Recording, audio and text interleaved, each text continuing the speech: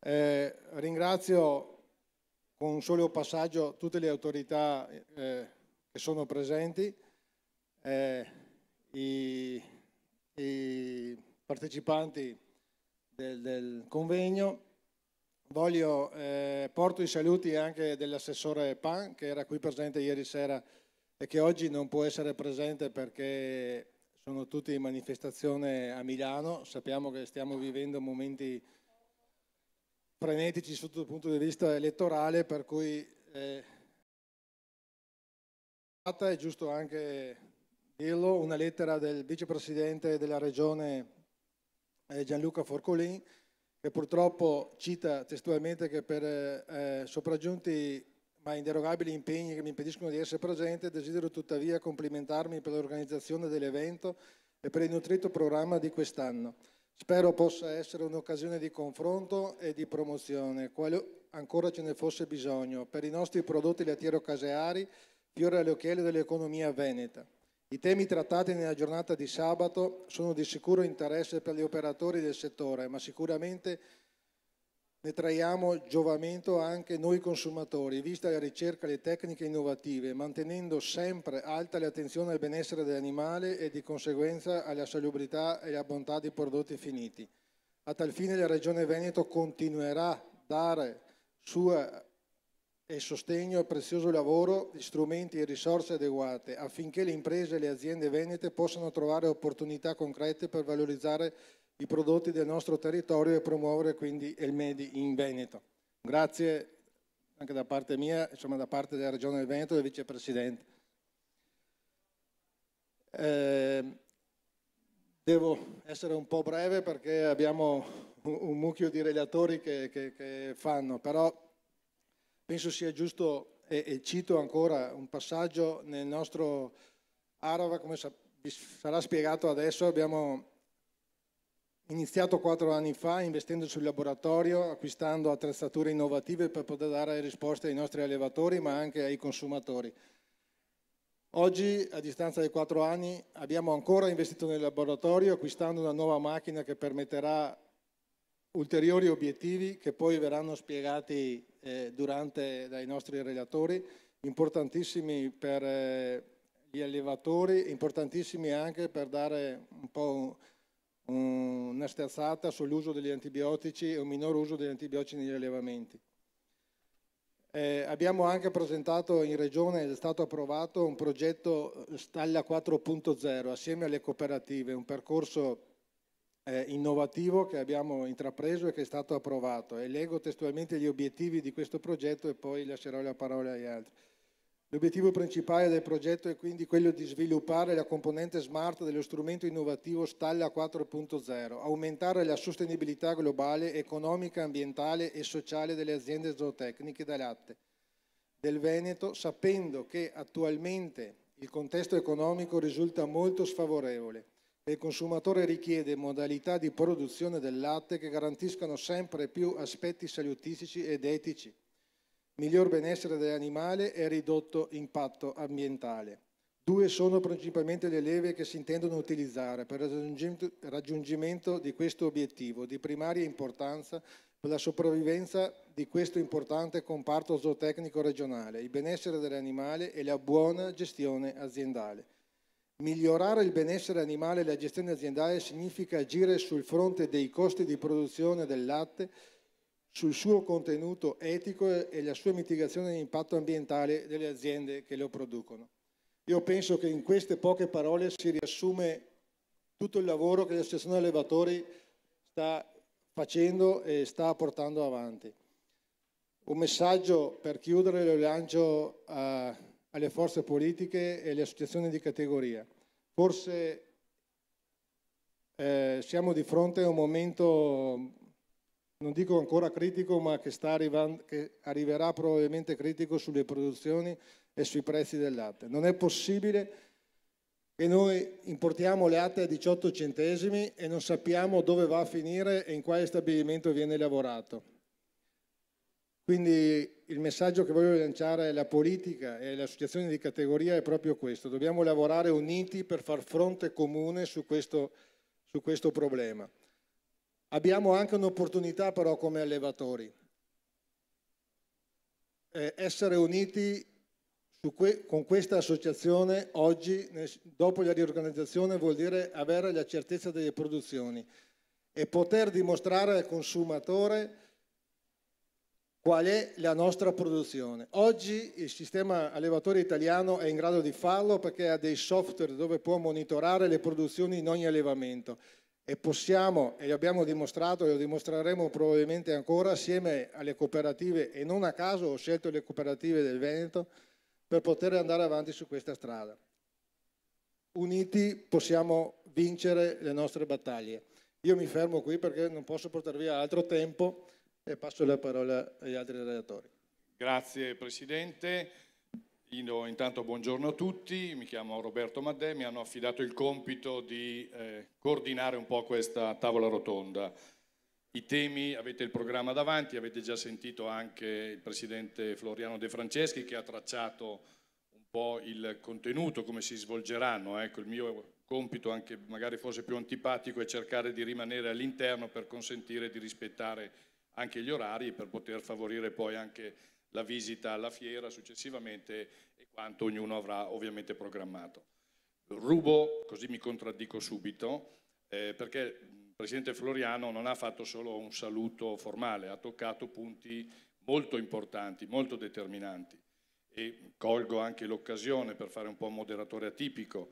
Il tema principale, progettualità e innovazione dell'Associazione Italiana Allevatori nel suo complesso attraverso le associazioni regionali, è uno dei punti evidentemente che in queste settimane sta così toccando il dibattito tra le regioni e il Ministero. Insomma, siamo in un momento di grande riforma, per cui anche questa iniziativa, collocata oltremente nella tradizione, eccetera, si inserisce in dinamiche che consolidano ciò che è la vera attività di servizio agli allevatori. Io credo che più che le unità formali noi abbiamo bisogno di unità di intenti, e allora tutti dobbiamo andare in una certa direzione condividendo le idee, pur nelle differenziazioni, perché è chiaro che ci sono posizioni diverse.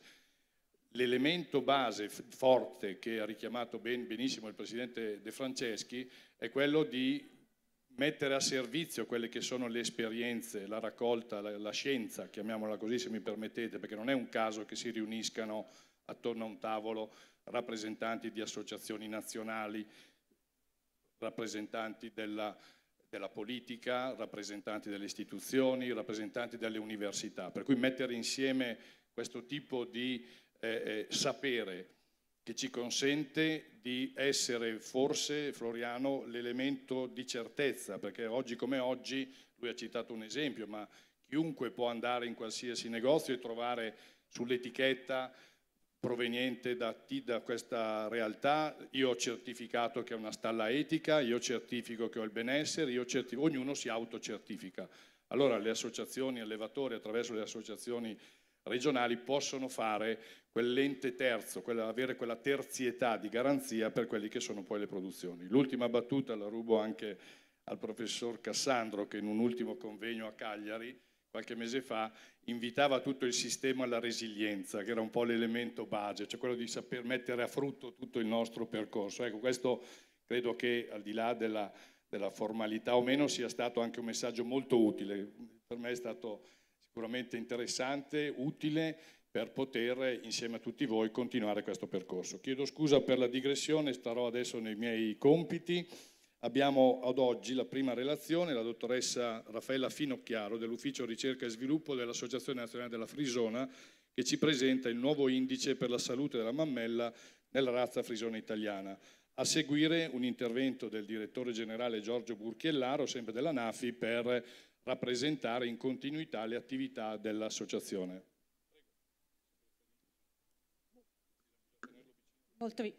Buongiorno. Cercherò di usare il microfono e questo strumento. Allora, questo fa parte di un progetto che è iniziato qualche anno fa, che abbiamo concluso, una prima parte abbiamo concluso a dicembre 2017 con la quindi ringraziamo anche per l'attiva collaborazione che continuiamo ad avere. Sì, grazie.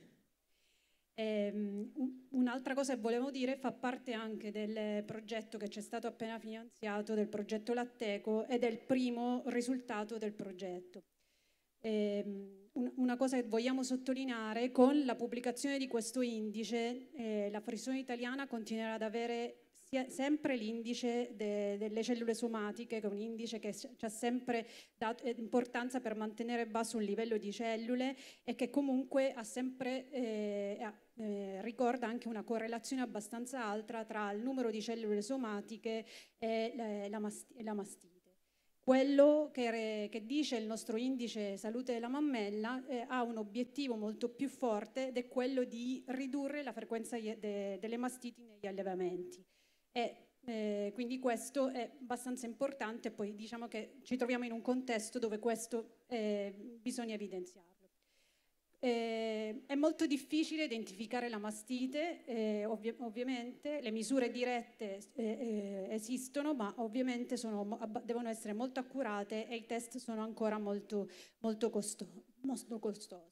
Nel tempo sono utilizzate delle misure indirette che sono associate all'infiammazione della mammella.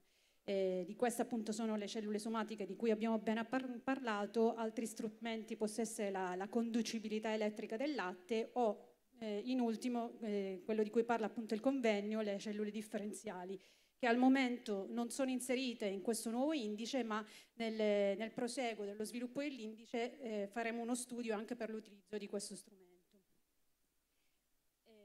Per quanto riguarda per lo sviluppo dell'indice, ci siamo posti la domanda: che dati possiamo utilizzare, dato che il dato mastite non è un dato da raccogliere rutinariamente.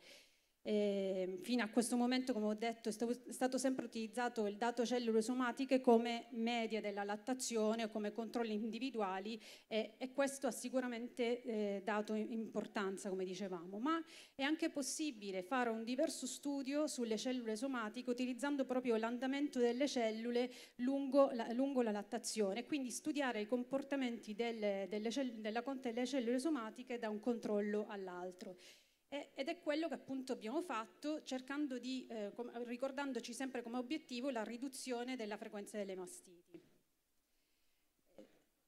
Ovviamente non siamo gli unici, diversi paesi hanno lavorato in questa direzione, e qua ho fatto soltanto una scaletta dei paesi che utilizzano il dato salute della mammella, tra cui appunto i paesi nordici che utilizzano direttamente la conta delle cellule della mastite clinica, la Francia che utilizza un rapporto tra le cellule somatiche e la mastite clinica, i Paesi Bassi utilizzano dei predittori per la mastite clinica, il Canada utilizza sia la mastite clinica che le cellule somatiche, e poi in ultimo da dicembre 2017 anche l'Italia partecipa con questo indice per la riduzione delle mastiti, dove appunto faremo vedere come abbiamo messo a punto i predittori per la mastite clinica. Quindi appunto la cosa importante è, in mancanza se manca il carattere diretto, è possibile andare a identificare dei caratteri che siano direttamente geneticamente correlati con la presenza con il nostro obiettivo di selezione. È uno studio che è stato fatto già precedentemente sia dai Paesi Bassi che dal Canada, e sull'esperienza di questi paesi abbiamo seguito appunto l'esperienza di questi paesi. Quindi lo scopo è stato quello di mettere a punto questo indice di selezione, prego. E tutto è partito dallo studio, come dicevo prima, dell'andamento delle cellule, perché se noi guardiamo il dato medio, due animali possono avere lo stesso numero di cellule, la stessa media di cellule, per esempio 400.000, ma effettivamente lungo la lattazione un soggetto può avere un andamento costante, per esempio di 400.000 cellule, e un altro invece può avere degli andamenti che sono diversi. Quindi il nostro obiettivo è stato quello di andare a studiare come funzionano questi andamenti delle cellule. Dopo uno studio abbastanza approfondito Abbiamo prima di tutto identificato 3 livelli di cellule somatiche che abbiamo identificato come basso, intermedio e alto, e il basso era identificato con minore di 100.000 cellule, intermedio tra 100.000 e 400.000 e alto 400.000. Questi livelli sono stati stabiliti in base anche a delle interviste che abbiamo fatto sia direttamente agli allevatori che agli operanti nel settore. Oh, scusi, può tornare. Al momento lavoriamo soltanto su vacche di primo parto, viene fatta una pulizia di dati abbastanza intensa, e tutto questo è stato fatto su diversi campioni della popolazione. Alla fine 4 caratteri sono stati identificati. Un altro? No. Ok, perfetto. Alla fine abbiamo identificato 4 caratteri importanti che sono quelli maggiormente correlati con la presenza della mastite, e questi caratteri sono 2 caratteri, possiamo dire, abbastanza classici, che sono la media delle cellule somatiche nella prima parte della lattazione, o la deviazione standard delle cellule, che ci indica una variabilità dell'andamento delle cellule in tutta la lattazione. E poi abbiamo 2 caratteri che noi abbiamo definito dei caratteri nuovi, che è una severità di infezione che è data da un rapporto tra quanti controlli ci sono oltre i 400.000 dati, 400.000 cellule sul totale dei controlli funzionali entro lattazione, o un altro carattere che noi abbiamo definito, chiamato picco, che sono la presenza in 3 controlli consecutivi dei controlli che possono essere basso, alto, basso, oppure basso, alto, alto.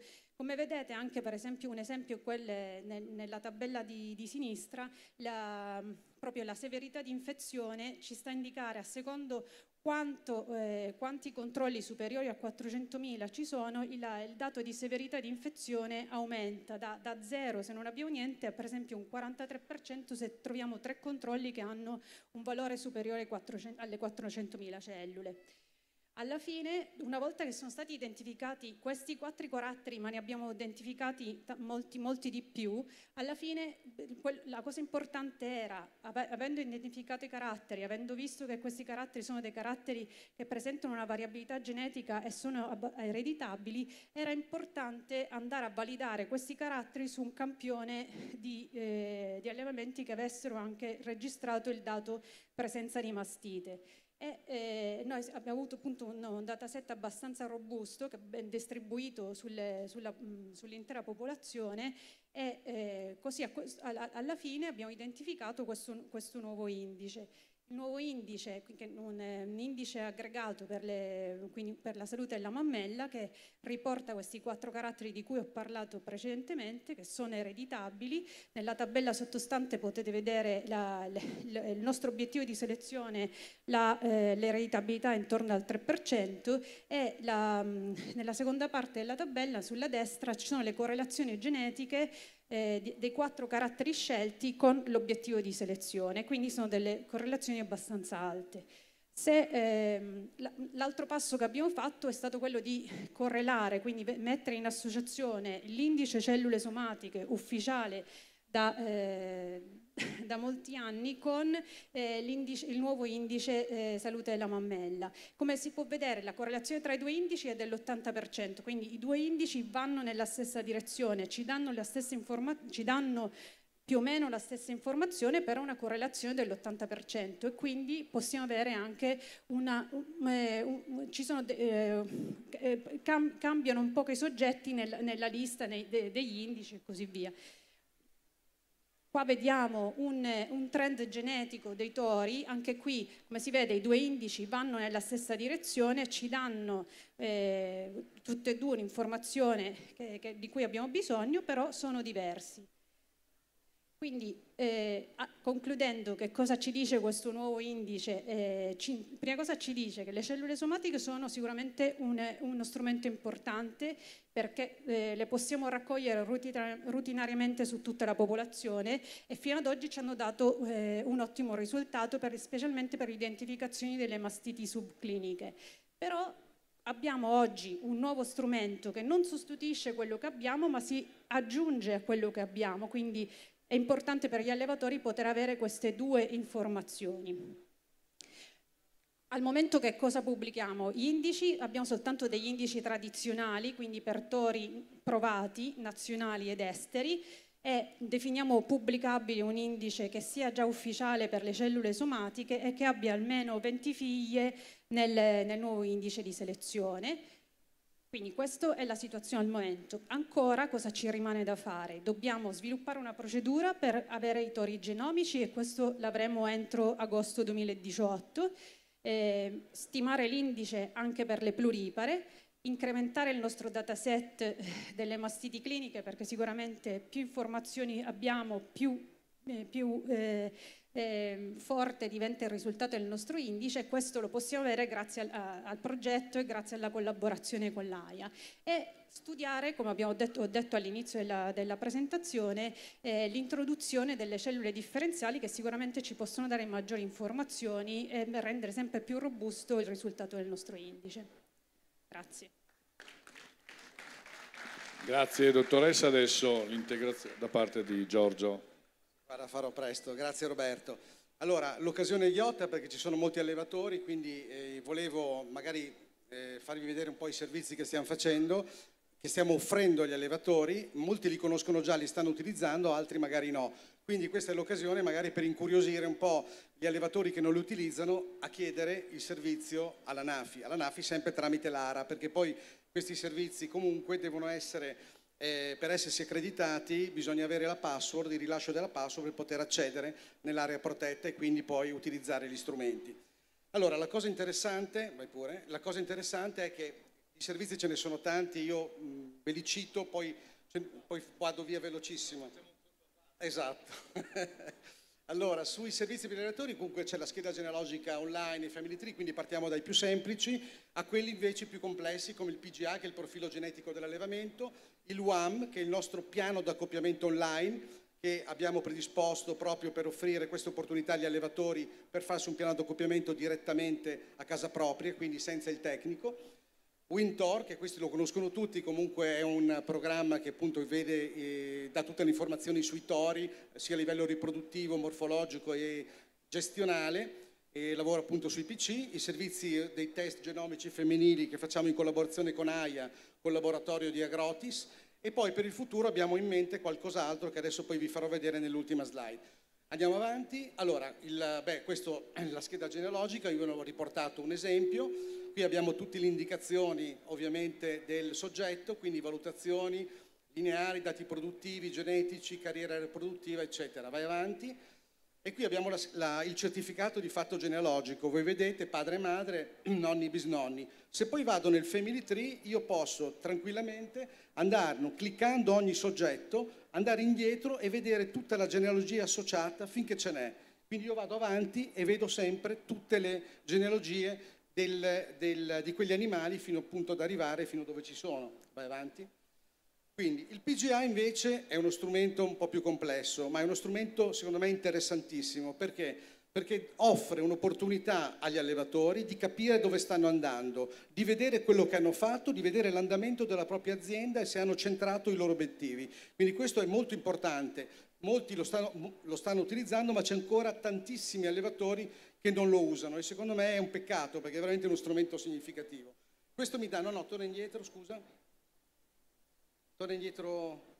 Questo il profilo genetico, abbiamo un riepilogo genetico e fenotipico dei dati, quindi anche morfologico, poi viene visualizzato in numeri ma anche in schermate molto comprensibili, dopo vedremo. I dati degli allevamenti degli ultimi 5 anni, l'andamento dei vari caratteri, ogni carattere vedo l'andamento degli ultimi 10 anni, anche dei parametri gestionali, le fecondazioni che ho utilizzato in base alla tipologia del toro, provato, genomico, estero, italiano, eccetera, l'andamento della consanguinità, eccetera. Vai avanti? Ok. Questo ad esempio vi farò vedere solo alcune slide perché è chiaro che non c'è il tempo tecnico per vedere tutto, però quelle più importanti, voi vedete, questo è un riepilogo grafico genetico e fenotipico dell'ultimo anno. Io vado a vedere nella mia azienda praticamente i dati fenotipici, quindi latte, grasso, proteine, eccetera, vado a vedere i dati della morfologia, i dati delle fecondazioni, i dati degli indici genetici dei tori e delle femmine e delle vacche. Vedete quindi il dato dell'azienda viene messo in confronto a quello della provincia. Quindi negli istogrammi che vedete, fatto 0 il dato provinciale, io ho fino a 2 positivi e meno 2 negativi. Cioè sostanzialmente identifico in verde le deviazioni desiderate e in rosso quelle non desiderate. Quindi immediatamente ho una fotografia dell'azienda e riesco a vedere come sto andando in questa direzione. Poi ai lati vedete i 4 capisaldi della funzionalità: struttura, apparato mammario, arti e piedi e caratteri da latte, dove praticamente vedete in percentuale il numero appunto di percentuale di soggetti che sono stati valutati, e quindi vedete la percentuale di insufficienti, buoni, buoni più, molto buoni e ottimi. E questo sia per la struttura che per l'apparato mammario e tutto il resto. Avanti. Qui la stessa cosa analogamente la vedete per la morfologia, quindi per l'azienda, vedete partendo dal punteggio finale, sia per l'azienda che per il dato provinciale, vedete anche tutte le le valutazioni dei singoli caratteri. E anche in questo caso lo vedete negli istogrammi in verde, quindi con le deviazioni da 0,2 a 0,2. Vai avanti. Ecco, questi sono secondo me molto interessanti perché l'andamento degli indici genetici dei tori degli ultimi 5 anni, quindi quelli che ho utilizzato, ma ve li fa vedere con, vedete, la linea blu è l'azienda, quindi la mia azienda. Come si colloca la mia azienda a livello provinciale, che è la linea viola, e a livello del top 10%, che è il giallo. Quindi nel caso del GPFT, quindi io ho utilizzato tori che nell'indice di selezione praticamente mio nazionale vanno nella direzione del miglior top 10% in questo caso. Quindi ho lavorato dove magari volevo andare. Sui chili di latte sono a metà, vedete, sono tra l'altro più o meno sulla linea della provinciale, quindi della media provinciale, ma non sono sul top 10, vedete la linea gialla che è il top 10%. Questo lo potete fare per il grasso, lo potete vedere per le proteine, vai avanti, ma lo potete vedere per il tipo, per l'ICM, per gli arti e piedi, avanti ancora, per l'indice AIS, quindi l'indice economico salute, che è espresso in euro, per la fertilità alle cellule e la longevità. Come vedete qui avete un panorama che è complessivamente eccezionale. Avanti pure. Poi ecco, ci sono i parametri gestionali, anche questi sono molto interessanti, perché un allevatore cosa fa? Può andarsi a vedere tranquillamente, ad esempio, se vedete nella prima tabella l'età al primo parto e il latte in carriera, c'è una correlazione importante, quindi si abbassa l'età al primo parto e vedete che mi aumenta il latte in carriera, oppure l'andamento dell'età al primo parto, e questa è confrontata ad esempio con la media italiana e quella provinciale, quindi vedete come si abbassa quello dell'azienda e come è rapportato rispetto all'Italia e alla provincia. Poi ci sono il trend dei parti, primo parto, concepimento, età prima, c'è tutto quello che volete, che non è possibile oggi in poco tempo andare avanti. Vai avanti. E questi sono i dati dell'allevamento presi dai dati dei controlli funzionali. Anche in questo caso abbiamo le 3 linee, azienda, provincia e top 10%, rapportato appunto graficamente. Vai avanti ancora. Ecco, l'altro servizio che mi preme farvi vedere oggi appunto è il WAM. Allora non siamo collegati, quindi non c'è neanche il tempo tecnico di mettersi lì e studiarcelo tutto, però quello era un'azione mia conoscitiva per dire, se qualcuno è incuriosito lo vada a vedere perché è eccezionale. Allora io posso tranquillamente da casa farmi un piano d'accoppiamento, una volta che sono accreditato faccio il login, entro dentro, chiaramente questo mi dà l'elenco dei piani che ho già fatto, poi posso farne uno nuovo, clicco su nuovo e vado dentro, gira. Ecco, a questo punto mi si aprono 3 tendine, cioè la configurazione, la mandria e i tori. Nella configurazione cosa faccio? Io vado a individuare cosa voglio fare. Voglio utilizzare solo tori provati? Uso solo provati. Voglio utilizzare i genomici? Solo i genomici. Voglio utilizzarli tutti? Uso tutti. Semisessato? Sì, semisessato. Le generazioni per l'analisi dei geni, quindi per la consanguinità, per aplotipi, eccetera? Certo, 10 generazioni. Tenete conto che questo programma qui di accoppiamento è stato preso dal programma di accoppiamento che Anafi faceva con i tecnici, dove la consanguinità va indietro di 10 generazioni. Quindi per dirvi che lavora molto bene questo programma. Dopodiché vado sugli miei obiettivi. Quali sono i miei obiettivi di selezione? Il PFT? Bene, lascio il PFT, ma se apro la tendina vedo che c'è anche lo IES, l'indice economico salute, oppure la funzionalità, oppure il latte. Posso scegliere quello che voglio. Messi giù gli obiettivi, vado sull'impostazione dei premi e delle penalità, semplicissimo. Anche in questo caso vedo l'attendibilità che voglio, vedo praticamente il prezzo, posso mettere un limite al prezzo del seme. Quindi in base a quello lui mi accoppia gli animali con i tori del limite che ho messo io.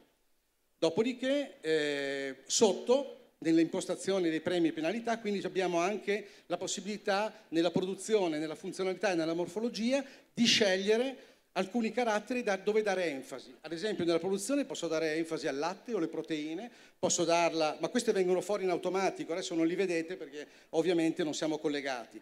La funzionalità posso dare, non so, le cellule, la fertilità. La morfologia posso dare la mammella, posso dare gli arti e piedi, quello che voglio. Avanti, quindi salvo, vado avanti e qui mi si presenta la mia mandria. Qui posso scegliere se utilizzarlo sulle vacche, sulle manze, o solo vacche o solo manze, posso escludere animali, posso fare quello che voglio. Avanti pure. Con i tori, in questa parte dei tori posso mettere dei filtri, quindi posso mettere che ad esempio io sotto un certo tot a latte non li voglio e quindi metto un filtro per il latte, metto un filtro per altre cose, posso mettere quei filtri che mi ritengo opportuno mettere. Ovviamente esclusione dei geni recessivi no, li voglio, perché quindi voglio che lavori per accoppiarmi in maniera corretta. E se ho dei tori a bidone, quindi che ho dei tori che ho comprato e quindi che voglio mettere dentro, li aggiungo, perché voglio fare l'accoppiamento anche con quelli. Posso aggiungerli dentro. Vai avanti. Per finire, questa è l'ultima slide del WAM, praticamente qui avrò una serie di report che posso stamparmi, dove avrò tutti i tori consigliati, quindi il cross dei tori e il centro e gli indici di quei tori e il centro proprietario. Poi avrò l'accoppiamento che mi viene fuori consigliato, quindi avrò i 2 tori per ogni animale, per ogni vacca, ci sono i 2 tori consigliati, con i loro indici e con tutto quanto.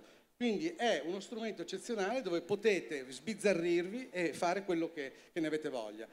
L'altro servizio importante è quello dei test genomici. Anafi, come dicevo prima, in collaborazione con AIA, offre questo servizio sulle femmine agli allevatori, quindi offre praticamente dai tamponi nasali, il campione biologico rientra, lo registro in Anafi e mando il campione al laboratorio. Una volta che mi ritorna il risultato dell'analisi, calcolo l'indice per quella femmina e li pubblico poi sul sito dell'Anafi in un'area destinata che si chiama Gincao. Vai pure avanti ancora. Questo per il futuro è quello su cui stiamo lavorando, fornire un servizio di consulenza genetica agli allevatori, diciamo ad un livello piuttosto complesso e elevato, che una volta testati tutti i soggetti giovani posso scegliere dove destinare in maniera selettiva questi soggetti, ovvero quelli ad alto profilo genetico e quelli a basso profilo genetico, quindi quelli ad alto per la rimonta, per l'utilizzo di seme sessato, quindi embryo transfer o in vitro fertilization, seme convenzionale, a basso valore, vendita e seme da carne. Io ho finito, scusami, spero di essere... Grazie, complimenti. Bene, invito intanto il professor Cassandro, lì c'è, vuoi questo? Il microfono, allora, mentre la regia avete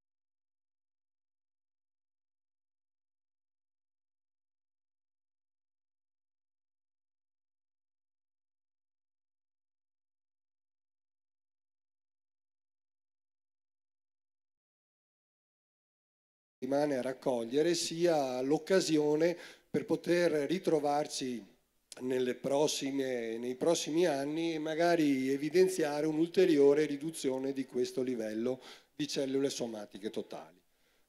Quali sono le cellule differenziali e quali sono le cellule che vengono di fatto contenute nel latte? Sono i linfociti, i PMN, ricordatevi questa sigla perché è una sigla molto importante su questo nuovo parametro che andremo ad utilizzare, sono i neutrofili polimorfonucleati, i macrofagi e poi delle cellule epiteliali di sfaldamento classiche dell'apparato mammario che ritroviamo in minor quantità.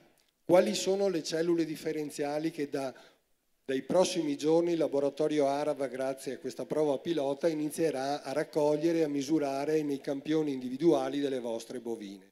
Sono sostanzialmente i PMN e i linfociti.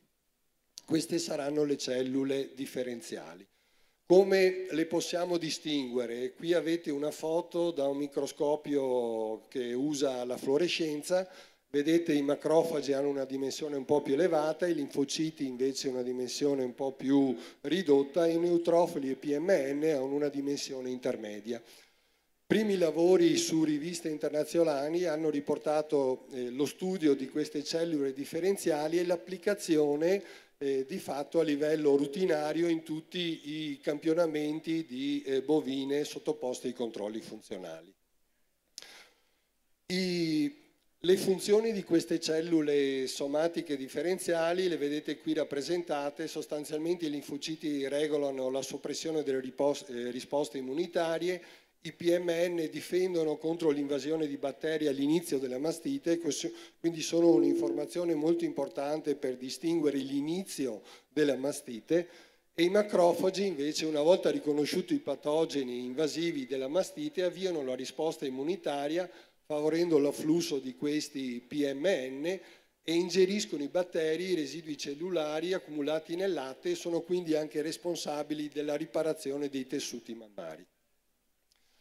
Una cosa da ricordare è che se queste tre popolazioni vengono oggi misurate in modo rutinario su tutti i campioni grazie a questi nuovi dispositivi che il Veneto, il laboratorio del Veneto, ma mi risulta Lombardia e anche il Friuli Venezia Giulia hanno messo a disposizione dei propri allevatori, di fatto queste tre popolazioni vengono suddivise in due popolazioni, i PMN e i linfociti vengono valutati assieme, i macrofagi a parte.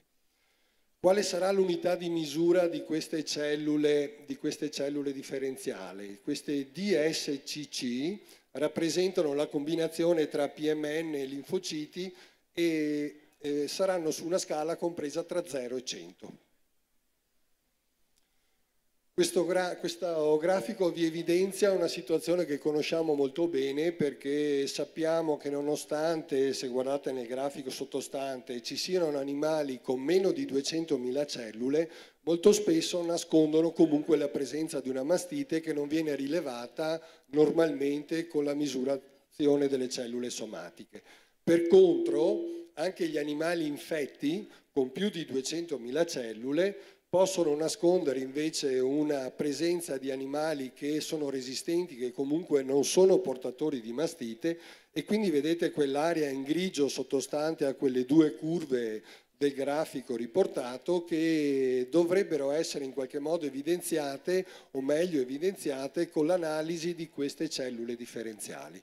Per avere un'idea della composizione nel latte, nella tabella vedete 1, generalmente abbiamo il 3% di PMN nel latte, diciamo, di un apparato mammario sano, l'80% di macrofagi, un 16% di linfociti e un 2% di cellule epiteliali. Qual è l'informazione aggiuntiva che queste cellule differenziali ci forniscono? Sostanzialmente quella che vedete rappresentata in questo grafico con una curva nella quale sull'asse delle Y trovate le cellule somatiche classiche, quelle che stiamo misurando da diversi anni, e sull'asse delle X abbiamo il tempo, cioè il tempo che intercorre dal momento in cui potremmo avere un'infezione mammaria. Vedete che i PMN sostanzialmente aumentano nella fase iniziale dell'infezione dell'apparato mammario, quindi quando ne ritroviamo all'interno delle cellule somatiche differenziali un valore superiore, vedete, al 90-95%, allora in quella condizione possiamo dire che siamo all'inizio di fatto di questa patologia mastitica, di questo problema che poi può decorrere se l'animale è resiliente e ridursi nel tempo quando l'animale avrà superato di fatto l'infezione. L'andamento tra le cellule somatiche classiche e le cellule differenziali lo vedete nel grafico sottostante con i puntini arancioni. In questo andamento potete capire come l'andamento tra queste due tipologie di informazioni è abbastanza, diciamo, positivamente correlato, però c'è una variabilità molto elevata che ci permette di distinguere gli animali all'inizio dell'infezione e gli animali dopo di fatto l'infezione stessa.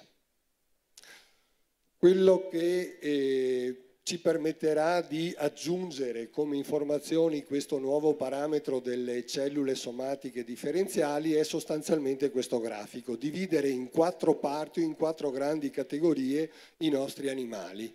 Gli animali migliori ovviamente sono gli animali che hanno la ghiandola mammaria non infetta ed è il quadrante che sta alla vostra sinistra in basso, maggiormente rappresentato dai puntini in blu che rappresentano gli animali non infetti e che hanno un basso numero di cellule somatiche e un basso numero anche di cellule differenziali.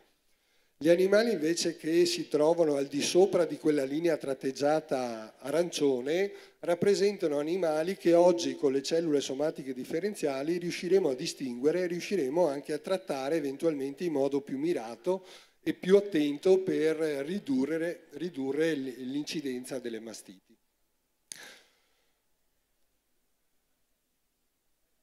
Situazioni a livello internazionale su queste cellule somatiche differenziali, come vi dicevo prima, non ci sono molti paesi che hanno iniziato a misurare questi dati. Qui vi riporto i primi paesi che sono Canada, Danimarca, Francia e Nuova Zelanda.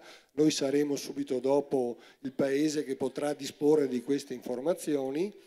Vedete che grosso modo le cellule somatiche differenziali nei vari paesi si attestano intorno al 70-76%, con cellule somatiche, guardate la colonna dove c'è scritto mean, ovvero sia media delle cellule somatiche standard, che possono variare dalle 140 alle 300.000.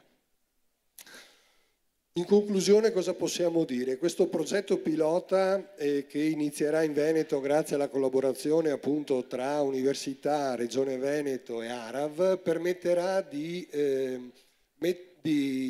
disporre di un'informazione aggiuntiva oltre a quella delle cellule somatiche classiche, uno strumento diciamo di gestione della mastite più innovativo, più preciso, più mirato, ci permetterà di evidenziare le mastiti nella fase precoce effettivamente della sua azione, quindi individuare animali con elevati livelli di queste cellule differenziali e elevati livelli di cellule somatiche, oppure mastiti nella fase finale, nel decorso, nella fase risolutiva, in cui avremo sì elevate cellule somatiche ma un basso livello di cellule differenziali.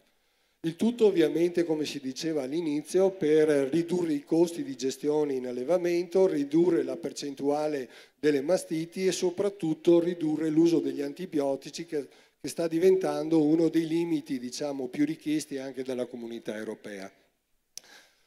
La creazione di un database innovativo a livello veneto grazie all'introduzione di questo strumento nel laboratorio latte del Veneto sarà molto importante per poter avviare questa prova pilota e per poter fornire nell'arco di un anno anche i primi parametri genetici, H quadro e correlazioni genetiche per queste cellule somatiche differenziali di cui oggi non disponiamo noi in Italia, ma non dispongono anche altri paesi a livello internazionale. Io su questo vi ringrazio per l'attenzione, rimango a disposizione, lascio la parola ora al professor Zecconi che proseguirà un po' sull'approfondimento e chiarimento di questo nuovo parametro molto importante e già a disposizione per gli allevatori in Lombardia.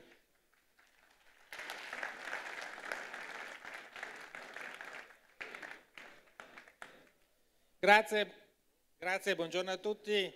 Ringrazio soprattutto perché mi avete invitato qui all'evento di ieri che è stato bellissimo. Da lombardo vi ho veramente visto qualcosa che noi adesso non abbiamo, sia la passione veneta e direi anche l'orgoglio veneto. Vi ho invidiato molto ieri sera da questo punto di vista. Parlando di orgoglio, oggi potremmo anche avere un orgoglio italiano, come diceva il professor Cassandro, che ringrazio perché vi ha fatto un'introduzione e quindi mi fa risparmiare tanto tempo poi nella fase di presentazione. In realtà noi in Italia i dati li abbiamo fortunatamente e per affermazione di 2 giorni fa dell'azienda che è la FOS, che fra l'altro ha sede a Padova, quindi ancora una volta qualcosa di locale da questo punto di vista, noi siamo quelli che oggi hanno i dati più applicabili a livello internazionale, quindi abbiamo superato anche i paesi che abbiamo visto prima che hanno già pubblicato. Noi non abbiamo pubblicato ma abbiamo già i dati per gli allevatori da questo punto di vista, quindi stiamo già cercando di tradurli nella pratica e questo credo che sia un orgoglio italiano, tenuto conto che l'abbiamo fatto con le nostre forze e non con i soldi dell'azienda o di altri, perché oltretutto è un lavoro come sempre fatto sulle nostre spalle. Noi in Lombardia abbiamo avuto la prima macchina, l'azienda come vedete qui si chiama FOS, si chiama CombiFOS, è una macchina che fa 600 campioni l'ora, la classica macchina che si utilizza per fare i controlli funzionali, modificata da questo punto di vista per poter fare anche il conteggio differenziale. Okay. Questo tra l'altro per darvi un'immagine della macchina, noi l'abbiamo avuta nell'agosto del 2017 e l'associazione allevatori lombarda ha subito cercato di capire come poterla applicare per poi dare delle informazioni agli allevatori. Il concetto non è fare dei numeri, ma fare dei numeri che possono dare informazioni e quindi poi essere applicate per gli allevatori. Quindi abbiamo iniziato questo nostro progetto interno. Tanto per darvi l'idea di come è fatta la macchina, ma semplicemente come curiosità, io non sono un tecnico della macchina per cui faccio solo vedere le immagini. Comunque sostanzialmente questa è una macchina indubbiamente innovativa. Dal mio punto di vista ha coronato un desiderio, un sogno se volete, che ho da sempre avuto da quando ho cominciato a lavorare nell'ambito della sanità della mammella, perché per 40 anni o qualcosa meno nel mio caso avremmo voluto avere una macchina di questo tipo, ma non è mai stato possibile per questioni puramente tecniche.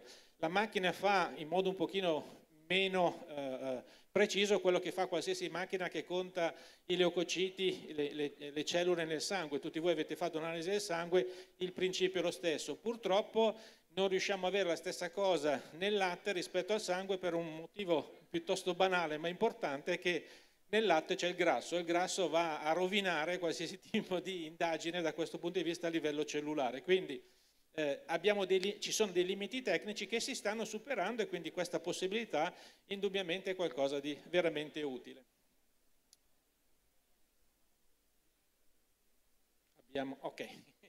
Quindi la nostra idea è stata subito di cercare di tradurre questi dati in numeri e poi in informazioni per gli allevatori, come dicevo prima. Allora, cosa fa la macchina? Ve l'ha detto prima il professor Cassandro, sostanzialmente va a misurare 2 gruppi, da un lato i macrofagi e dall'altro i neutrofili e i linfociti. Non ci fa una divisione che sarebbe ovviamente migliore fra macrofagi, neutrofili e linfociti, però diciamo che in questa fase ci possiamo accontentare. La vera domanda è, nel momento stesso che io ho questo valore che, come vi ha detto il professor Cassandro, è sopra una certa soglia o sotto una certa soglia, cosa vuol dire da un punto di vista di sanità della mammella? L'animale è ammalato o sano? E questo è un po' quello che abbiamo cercato di scoprire, anche perché... troppo adesso? Anche perché, come avete visto prima con un altro grafico, questo dice la stessa cosa, noi abbiamo una distribuzione delle cellule, qui non riesce ad arrivare fino al puntatore, comunque sostanzialmente se voi guardate le distribuzioni vedete che prendendo semplicemente l'ultimo che sono i linfociti, nelle sane è il 75%, nelle soggetti con mastite subclinica il 3%, quindi abbiamo delle variazioni che sono quelle che ci consentono poi di appunto definire se un animale è sano o malato. Ancora una volta il problema è dove mettiamo l'assicella da questo punto di vista. L'assicella è importante metterlo, e qui torniamo anche qui con un'informazione che vi ho già anticipato il professor Cassandro. Qui noi è un lavoro che abbiamo fatto un po' di anni fa, usando diverse centinaia di migliaia di campioni, e abbiamo visto che oltre la metà, il 54% di questi campioni aveva meno di 100.000 cellule, però era positivo per un agente contagioso, ovvero Staphylococcus aureus o Streptococcus agalazia. Quindi io posso avere un animale che apparentemente in termini cellulari è sano, ma già sta sviluppando un'infezione. Quindi tanto più noi andiamo verso cellule basse, che è ovviamente un obiettivo importantissimo, un obiettivo di qualità, tanto meno purtroppo il conteggio cellulare classico, quello che conosciamo, ma ci informa sullo stato sanitario dell'animale. Quindi avere il differenziale ci dovrebbe aiutare, speriamo che ci aiuti, da questo punto di vista, per identificare meglio gli animali che stanno sviluppando un'infezione ed eventualmente poi confermarlo con l'analisi microbiologica. Quindi questo è un sistema che dovrebbe semplificare l'approccio in termini di gestione e chiaramente anche farvi risparmiare in termini pratici, perché non è stato detto, ma penso che sia stato dato per scontato, il vantaggio di questo sistema che viene fatto all'interno del controllo funzionale e da un punto di vista pratico non aumenta i costi del controllo funzionale, al di là di recuperare qualcosa, ma non entro negli ambiti interni. Però tecnicamente io quando prendo il mio campione per il controllo funzionale, come siete abituati a fare già da tantissimi anni, abbiamo un'informazione in più, quindi è assolutamente economico e assolutamente pratico.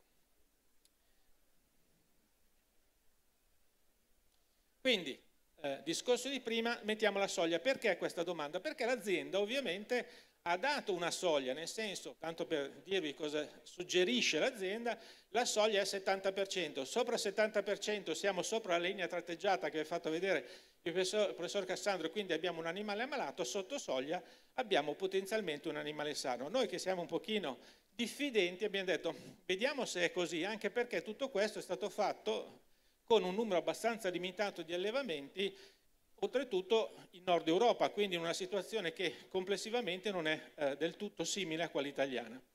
Allora cosa abbiamo fatto? Abbiamo, qui ve lo spiego in due secondi, applicato un sistema epidemiologico molto semplice, basato sulla creazione di una cosiddetta curva ROC. La curiosità di questa curva ROC, visto che avete vicino la base americana, è un'idea americana nata nella seconda guerra mondiale per permettere ai radaristi della Marina di individuare gli zero giapponesi, quindi parte da una questione militare, serve invece moltissimo, è stata usata da sempre, da allora, per fare delle valutazioni diagnostiche. Cosa abbiamo preso? Abbiamo preso 4.800 campioni da circa 600 bovine, li abbiamo presi ogni settimana, quindi controllo funzionale fatto ogni settimana e non ogni 5 settimane, proprio per questioni sperimentali, e siamo andati ad analizzarlo in 4 allevamenti diversi. L'obiettivo appunto era capire come si muovevano le cellule totali, ma anche ovviamente le cellule differenziali.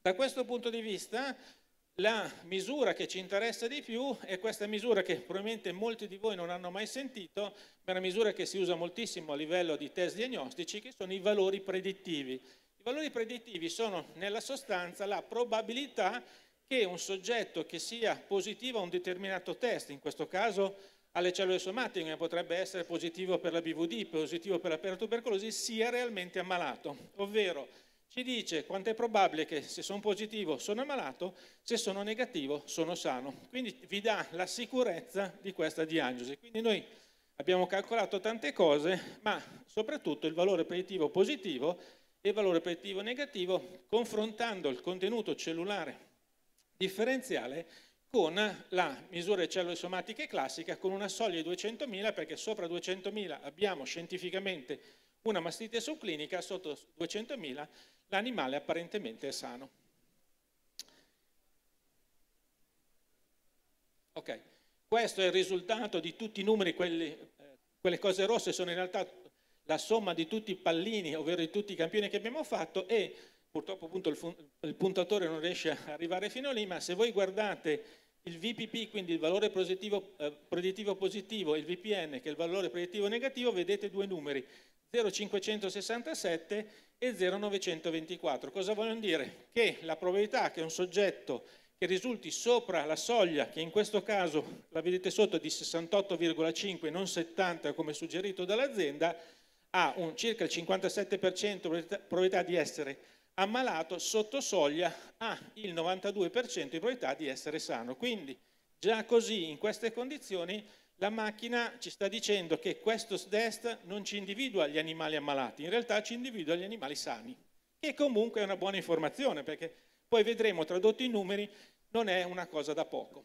In realtà, dato che anche questo non ci soddisfaceva, abbiamo provato a vedere se cambiava in funzione dell'età, in funzione dei giorni di lattazione, e la cosa che cambiava in realtà è non tanto l'età, in cui non avevamo differenze, ma cambia in funzione dei giorni di lattazione, ovvero se io utilizzo la valutazione del conteggio differenziale nei primi 100 giorni di lattazione, la soglia non è più 68, ma è 66,3, quindi è cambiata, quindi ho una soglia diversa, lo vedremo quando poi passiamo ai campioni con lattazione superiore, soglie diverse in funzione della lattazione. Quindi la soglia per gli animali nella prima, diciamo, 3 mesi di lattazione è 66,3 e in questo caso ci concentriamo sull'aspetto sano perché abbiamo già visto che è l'aspetto che è più serio. Vedete che la probabilità che un soggetto sotto soglia sia sano è 0,968, ovvero il 97%. Quindi abbiamo una grossa probabilità che un soggetto sotto soglia sia sano. E quindi abbiamo comunque messo una certezza, fra virgolette, all'interno del nostro allevamento. Andiamo sopra i 100 giorni, in realtà c'è anche oltre, ma non cambia la soglia per gli animali oltre i 100 giorni non è più 66 ma è 69,2. Quindi abbiamo 2 soglie diverse in funzione della lattazione e anche qui vedete, se andate al VPN, abbiamo il 97% di probabilità di avere un animale sano quando il conteggio cellulare differenziale è sotto questa soglia. Adesso vi dicevo, sono numeri, che cosa c'entra in tutta la mia... Io poi le vacche cosa devo fare? Adesso lo vediamo anche a livello di allevamento e anche come processo. In pratica noi cosa abbiamo? Abbiamo come riassunto animali sotto 100 giorni, soglia 66,2, se è sotto soglia abbiamo il 97% di probabilità che l'animale sia sano. Se è sopra soglia, quindi sopra 66,2, dobbiamo valutare cosa abbia questo animale. Vuol dire che è un animale che dobbiamo in qualche modo controllare e poi vedremo cosa possiamo fare. Sopra i 100 giorni cambia la soglia, ma il principio è lo stesso. Un animale che ha meno di 69,2 per soglia cellule somatiche e meno di 200.000 cellule, lo posso considerare tranquillamente sano. Per capire cosa fare quindi con quelli di cui non siamo sicuri, ovvero quelli che non sono sani, noi siamo andati a valutare, come dicevamo prima, le variazioni durante i passaggi da una settimana con l'altra per capire se questi animali si ammalassero, se guarissero, se rimanessero comunque sani.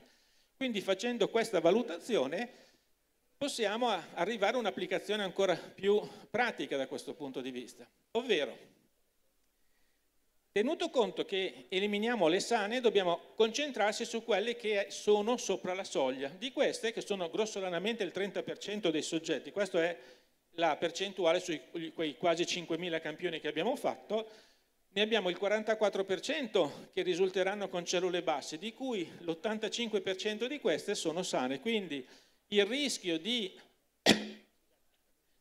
avere un animale ammalato all'interno di un animale che presenta soglia più alta per cellule differenziali, ma conteggio cellulare sotto 200.000 è relativamente basso perché sono un numero ridotto di animali. Un pochino più complessa la situazione quando abbiamo sopra soglia per le cellule somatiche e sopra soglia per le differenziali e in questo caso 2/3 di questi animali hanno una mastite subclinica confermata, 1/3 invece sono animali che potrebbero guarire. Lo traduciamo in numeri, abbiamo quel 150 vuol dire la stalla media lombarda di questa prova, quindi vuol dire che abbiamo i nostri 150 animali, quindi ci mettiamo nelle condizioni operative in stalla, sì una stalla di 150 animali, lì controllo funzionale, quindi conteggio cellulare totale, conteggio differenziale, 104 animali per le percentuali che abbiamo visto saranno sani perché sono sotto 200.000 e sotto la soglia specifica per il suo periodo di lattazione e 46 animali dal punto di vista pratico oggi non so cosa potrebbero avere, però di questi 46 animali 20 hanno meno di 200.000 cellule, Quindi vuol dire che dei miei 150 animali, in questo caso, se voglio, mi interesso di questi 20 che sono sopra soglia per le cellule differenziali, ma sono sotto le 200.000 cellule. Di questi animali, gli altri 26 animali sono invece sopra le 200.000 cellule. Allora adesso diventa una scelta strategica dell'allevatore. Mi voglio concentrare sugli animali potenzialmente sani, ovvero i 20, o mi voglio concentrare sui soggetti potenzialmente ammalati, ovvero i 26?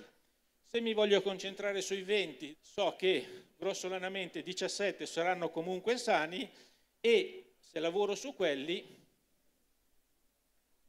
posso evitare 3 nuove infezioni. Quindi vuol dire che se io ho una stalla che è gestita molto bene, ho pochissime mastiti, potrei pensare di lavorare su questo per tentare di ridurre anche queste. Viceversa, posso lavorare sui 26 animali che sono con cellule più elevate ma con un conteggio differenziale elevato. Di questi 17 hanno sicuramente una mastite clinica e le altre 9 invece sono animali che potrebbero guarire. Quindi potrei dire questi 26 animali, ipotesi, posso fare un controllo batteriologico, posso fare un nuovo controllo cellulare a distanza di una settimana, cioè posso avere una strategia diversa, ovviamente in funzione di quello che sono gli obiettivi del mio allevamento. Nella pratica cosa abbiamo? Che siamo partiti a 150 animali, però alla fine mi concentro solo su 26, quindi mi libero anche da un punto di vista psicologico di una massa di animali che fortunatamente non hanno nulla e quindi da questo punto di vista non mi devono più preoccupare. La storia chiaramente non è finita, però visto che il tempo passato l'abbiamo avuto in agosto, questa cosa l'abbiamo fatta entro gennaio, quindi sono pochi mesi, stiamo chiaramente andando avanti e cercheremo di avere risposta anche per quello, però è sicuramente una risposta che cerchiamo. Cosa stiamo facendo noi adesso in Lombardia? Noi stiamo facendo in Lombardia anche una prova per la regione per poter applicare la terapia in asciutta selettiva, che sarà un'altra cosa che vi colpirà in brevissimo tempo, perché la normativa europea ci proibirà purtroppo di utilizzare la terapia in asciutta a tappeto e questo creerà a livello nazionale, secondo me, dei gravi problemi per i nostri allevatori. Quindi in Regione Lombardia stiamo lavorando per trovare dei criteri per gestire questo. Facendo questo però noi facciamo 2 controlli batteriologici per quarto prima della messa in asciutta e 2 controlli batteriologici post parto a questi animali sempre per quarto, e su questi animali facciamo anche il conteggio differenziale. Quindi questi sono diverse migliaia di campioni che una volta che avremo raccolto tutti i dati su questo aspetto avremo probabilmente le informazioni anche per fare qualcosa su quegli animali che abbiamo visto sono sopra soglia ma non siamo sicuri se siano sani o meno. Quindi copriamo quella parte che al momento è, diciamo così, non del tutto chiara. Comunque sappiamo già che possiamo identificare con grandissima certezza gli animali che sono sani.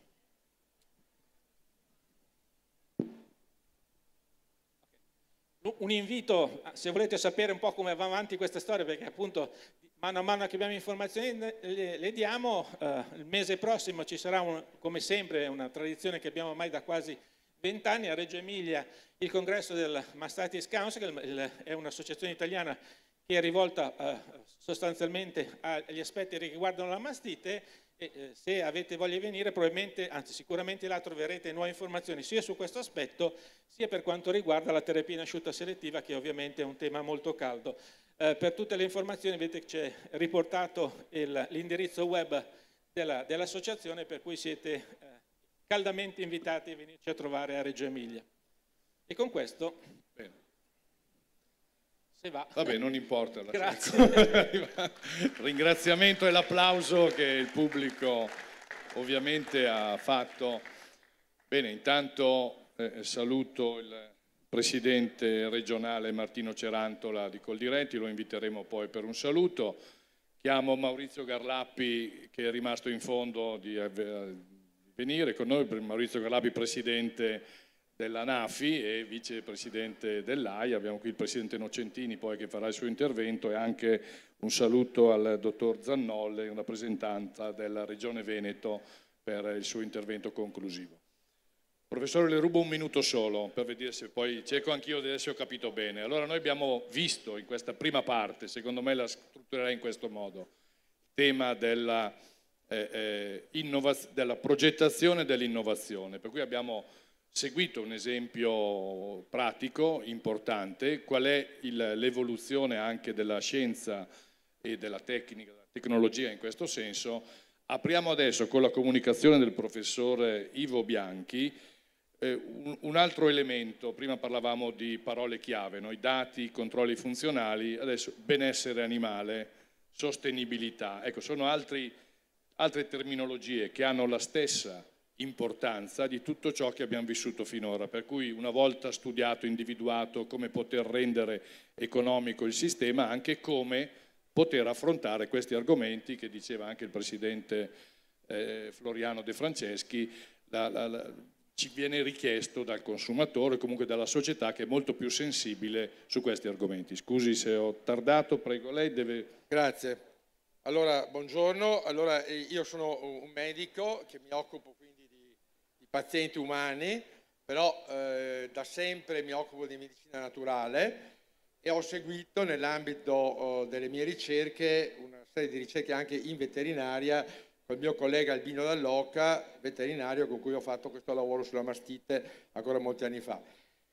Ieri sera c'è stato questo bel incontro in cui ho portato avanti questo concetto che poi ho sviluppato nella rivista, il concetto sul formaggio, i benefici del formaggio e i benefici del latte, che sono grandissimi, però nessuno li reclamizza. Viene reclamizzato quanto male fa il latte, nessuno parla di quanto bene fa il latte. In realtà bisogna distinguere il latte di qualità. Quindi propongo questo nuovo approccio naturale alla mastite, però anche diremo, dobbiamo sapere che, vedete, uno apre internet e vede il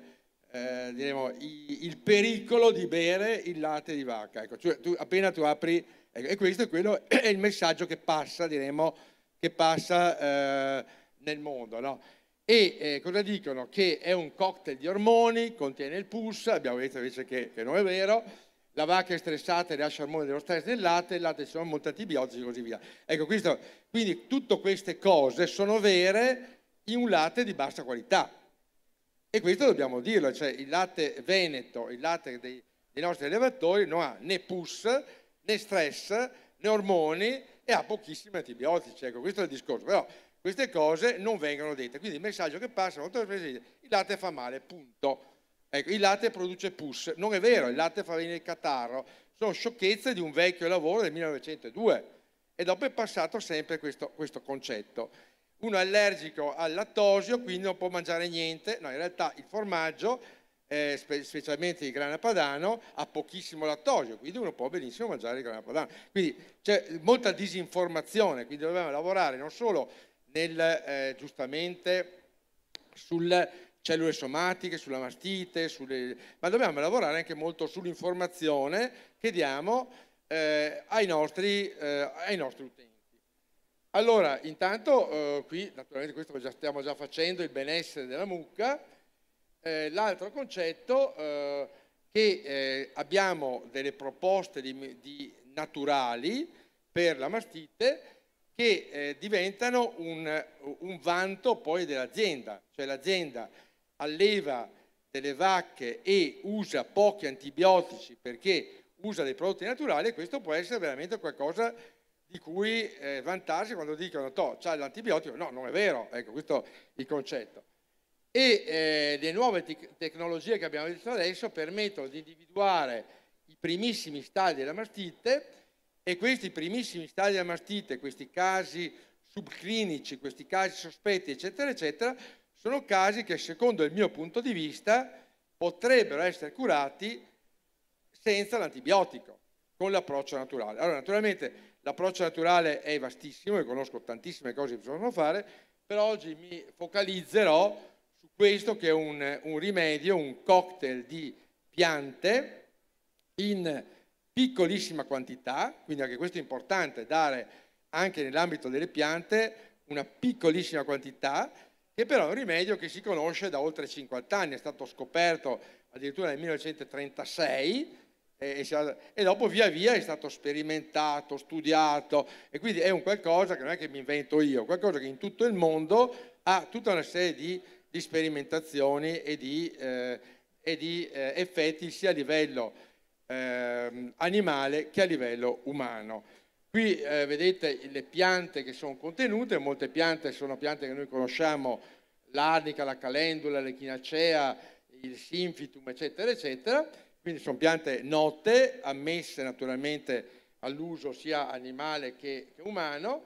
Questo è il farmaco, che è un farmaco naturale, faccio presente che è un farmaco non steroideo, quindi è un antinfiammatorio, chiamiamolo così, che però non è né un antinfiammatorio diremo non steroideo né naturalmente un cortisonico, non dà assuefazione, non causa la resistenza batterica che causano molti antibiotici, quindi questo è estremamente importante, e eventualmente poi dovessimo ricorrere all'antibiotico, non contrasta con l'inserimento dell'antibiotico. Quindi il discorso molto interessante. Io tra l'altro oggi per semplicità vi faccio vedere solo questo, però questo è una delle cose che si possono fare. Poi se a qualcuno interessa mi contattano e gliela spiego un po' più dettagliatamente naturalmente il discorso. Però questo permette di salvare quell'animale, secondo me, in cui hai il sospetto, in cui hai quella fase, dici, ti faccio antibiotico oppure no.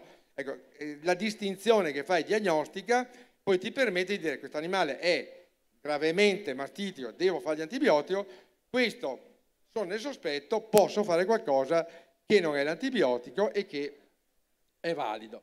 Questa è la composizione, ancora una volta vedete che sono delle quantità molto piccole ma reali. E perché agisce? Perché quando tu associ tante cose in piccole quantità c'è il cosiddetto effetto sinergico che trascina.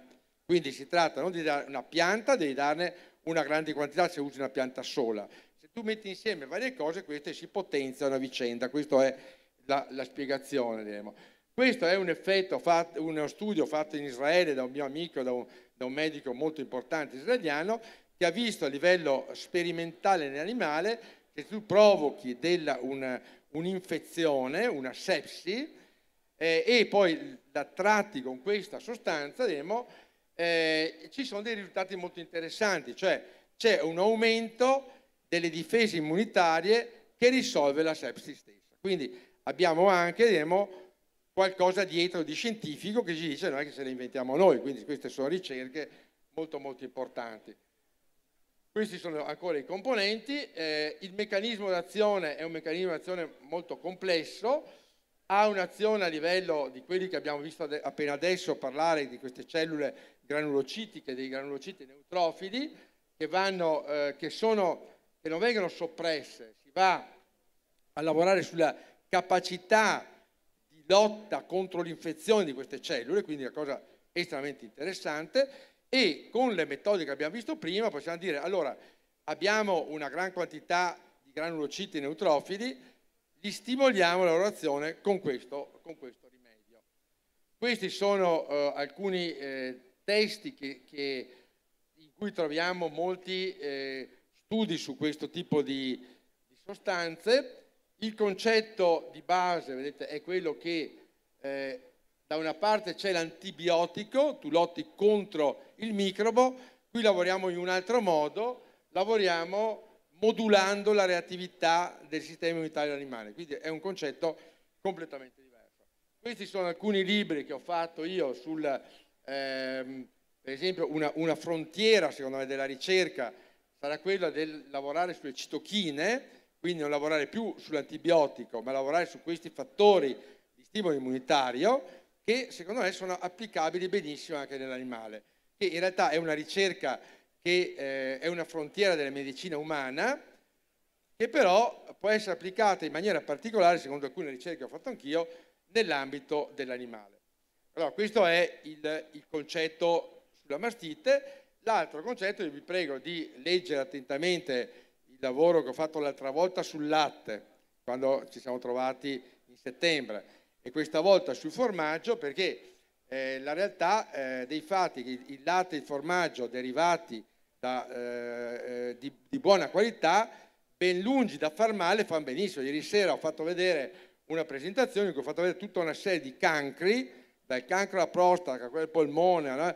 che si giovano del latte. Quindi il latte deve passare il messaggio che è un alimento anticancerogeno. Questa è una roba straordinaria, e ci sono un sacco di lavori scientifici su questo. Qual è l'elemento un po' debole, se vogliamo, del latte di formaggi?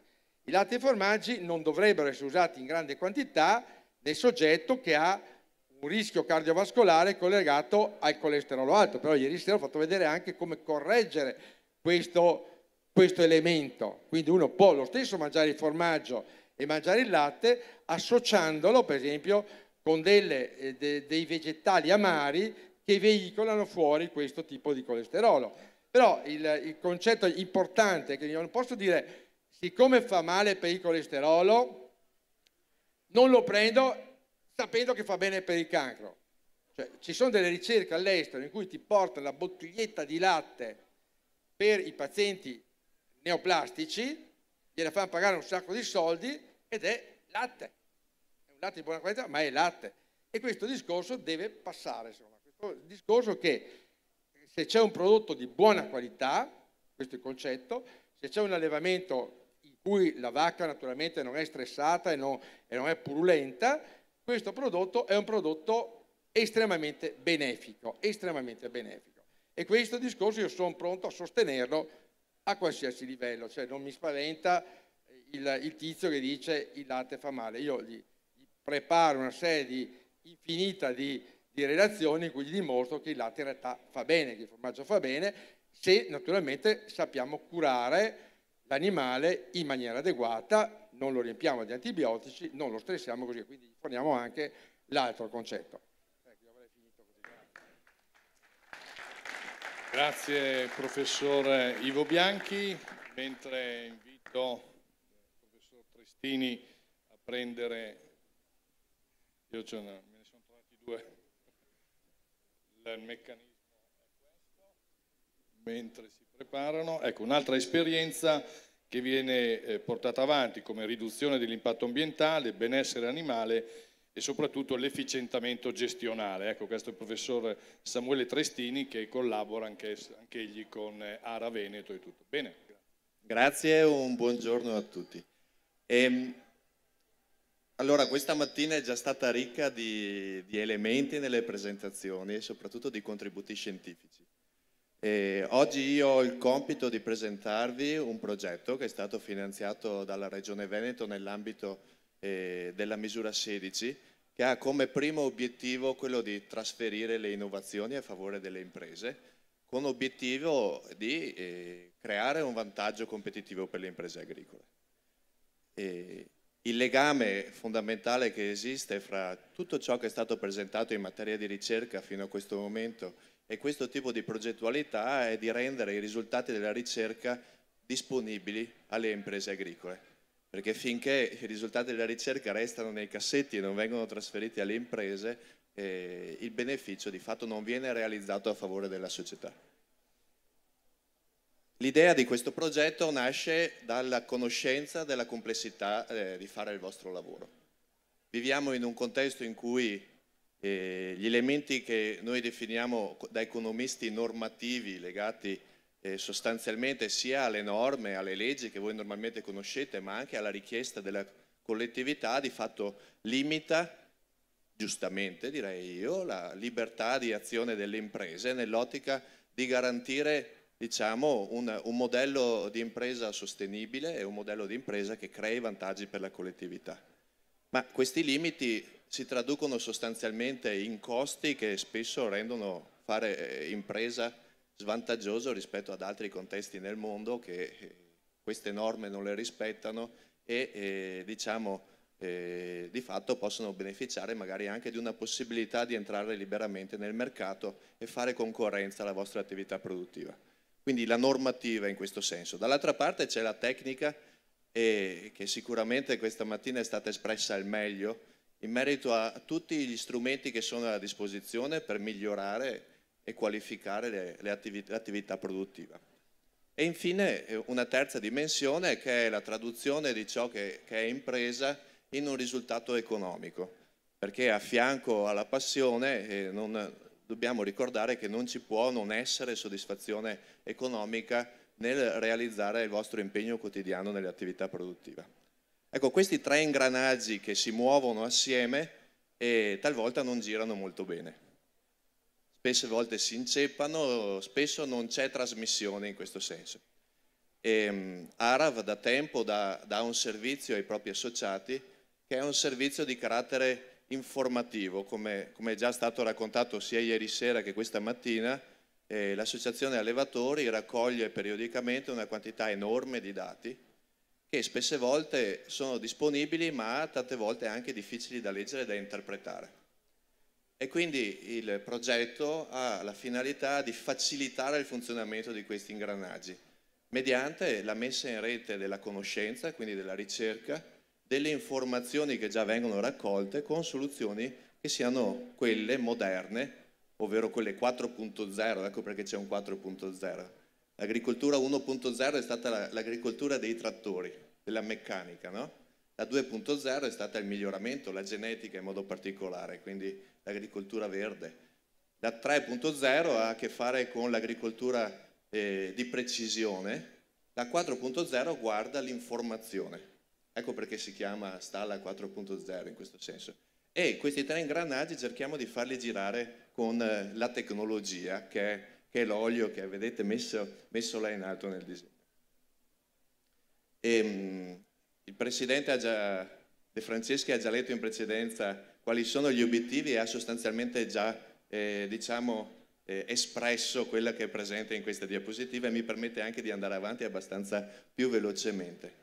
Il progetto è molto ambizioso perché coinvolge un numero di attori piuttosto vasto, perché l'associazione ha la capacità di rappresentare un numero molto elevato di imprese, ma all'interno del progetto ci sono anche 15 allevatori che fattivamente parteciperanno al progetto, partecipando all'attività di valutazione e sperimentazione per l'acquisizione delle informazioni e successivo trasferimento a favore di tutte le imprese associate. Sono coinvolti anche sono previste anche attività di divulgazione e di formazione a favore degli associati e è prevista anche una cinghia di trasmissione nei confronti del mercato, in quanto nel progetto sono coinvolti anche le tre più importanti latterie cooperative del Veneto che useranno questi risultati per poter garantire un lancio anche nel mercato di ciò che otteniamo. Torno un attimo indietro per ricordare quali sono le leve su cui vogliamo agire. Il contesto di inserimento dell'attività produttiva nella società ci chiede quotidianamente due elementi molto importanti. Ci chiede che l'attività produttiva rispetti l'ambiente, ci chiede una tutela del benessere animale e il professore prima ci ha detto che benessere, qualità è anche salute per il consumatore. Quindi ciò che faremo, ciò che verrà sviluppato in termini di benessere animale saranno elementi che potranno poi, e anche nella gestione di impatto ambientale, saranno elementi che potranno essere poi trasmessi da parte delle latterie cooperative a favore dei consumatori con le proprie strategie commerciali e di comunicazione che sono autonome e di differenziazione tipiche delle imprese cooperative. Il terzo punto che per competenze mi garantisce una migliore dialettica ha a che fare con la garanzia di un risultato economico soddisfacente per le imprese. Ho già avuto occasione in questa platea di fare altre presentazioni e più di una volta vi ho fatto presente il fatto che le imprese agricole non sono tutte uguali. Dall'analisi dell'economia delle imprese notiamo che per un gruppo importante di imprese esistono margini importanti di miglioramento nella gestione e in generale per tutte le imprese c'è la possibilità di essere più resilienti, come il collega Cassandro diceva precedentemente, ovvero capacità di sopportare meglio gli stress del mercato e in questo senso il progetto darà un risultato. In sostanza cosa vogliamo realizzare? Un elemento molto importante è la ricchezza dei dati presenti all'interno dei controlli funzionali. Questi dati devono essere resi disponibili e interpretabili in tempo reale a favore degli allevatori, con una capacità di valorizzazione anche economica per poter dare un indirizzo a favore dell'ottimizzazione delle scelte e una qualificazione della consulenza a favore degli allevatori che permetta di dare una spiegazione di quali sono le strategie migliori da adottare di fronte a dati critici sui controlli funzionali.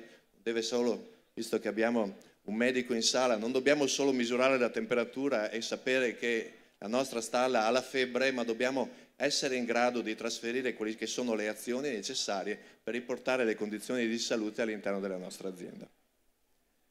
Il progetto è molto ambizioso e prevede diverse attività. Si sviluppa in un tempo complessivo di 60 mesi, quindi di 5 anni, con una serie di azioni e risultati intermedi che si realizzeranno normalmente nell'arco di ogni anno di progetto. Qui avete un po' una lista di quelle che sono le attività in campo, ve le riassumo molto rapidamente. La prima attività è quella di conoscere. Il mercato chiede continuamente, attraverso anche protocolli che vengono proposti sia dai clienti finali, per esempio dalla distribuzione, ma anche iniziative proprie di soggetti produttori, vengono proposti disciplinari che riguardano il benessere animale e la sostenibilità ambientale. Tutti i nostri prodotti che noi amiamo, che vengono prodotti in questa regione, hanno in realtà una destinazione sul mercato mondiale e si confrontano con consumatori che hanno ed esprimono esigenze diverse in merito a queste tematiche. La conoscenza di quelle che sono le richieste del mercato in campo internazionale sono molto importanti e come le imprese non sono tutte uguali, anche i consumatori non sono tutti uguali e le richieste in questo senso si diversificano in modo molto importante. Quindi questa prima ricognizione rispetto a quelle che sono le esigenze in termini di qualificazione della produzione del mercato internazionale ci permette, anche alla luce dei passaggi periodici che vengono fatti presso le imprese associate ad ARAV, di verificare qual è la capacità delle imprese attuale, senza nessun intervento, di rispondere a questo sistema di esigenze. E quindi abbiamo già una possibilità di traguardare ciò che possiamo fattivamente realizzare nel mercato.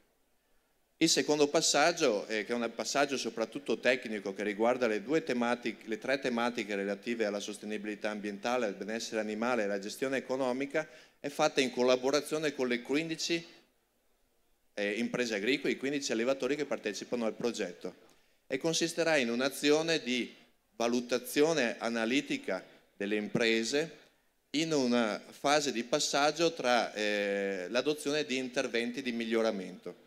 All'interno del progetto sono previste per le 15 imprese una serie di interventi di miglioramento e nel progetto attueremo un'analisi dettagliata di queste imprese prima e dopo questi interventi per poter quantificare e sostanziare quali sono gli effetti dei diversi interventi che riguardano sia la sostenibilità ambientale che il benessere degli animali.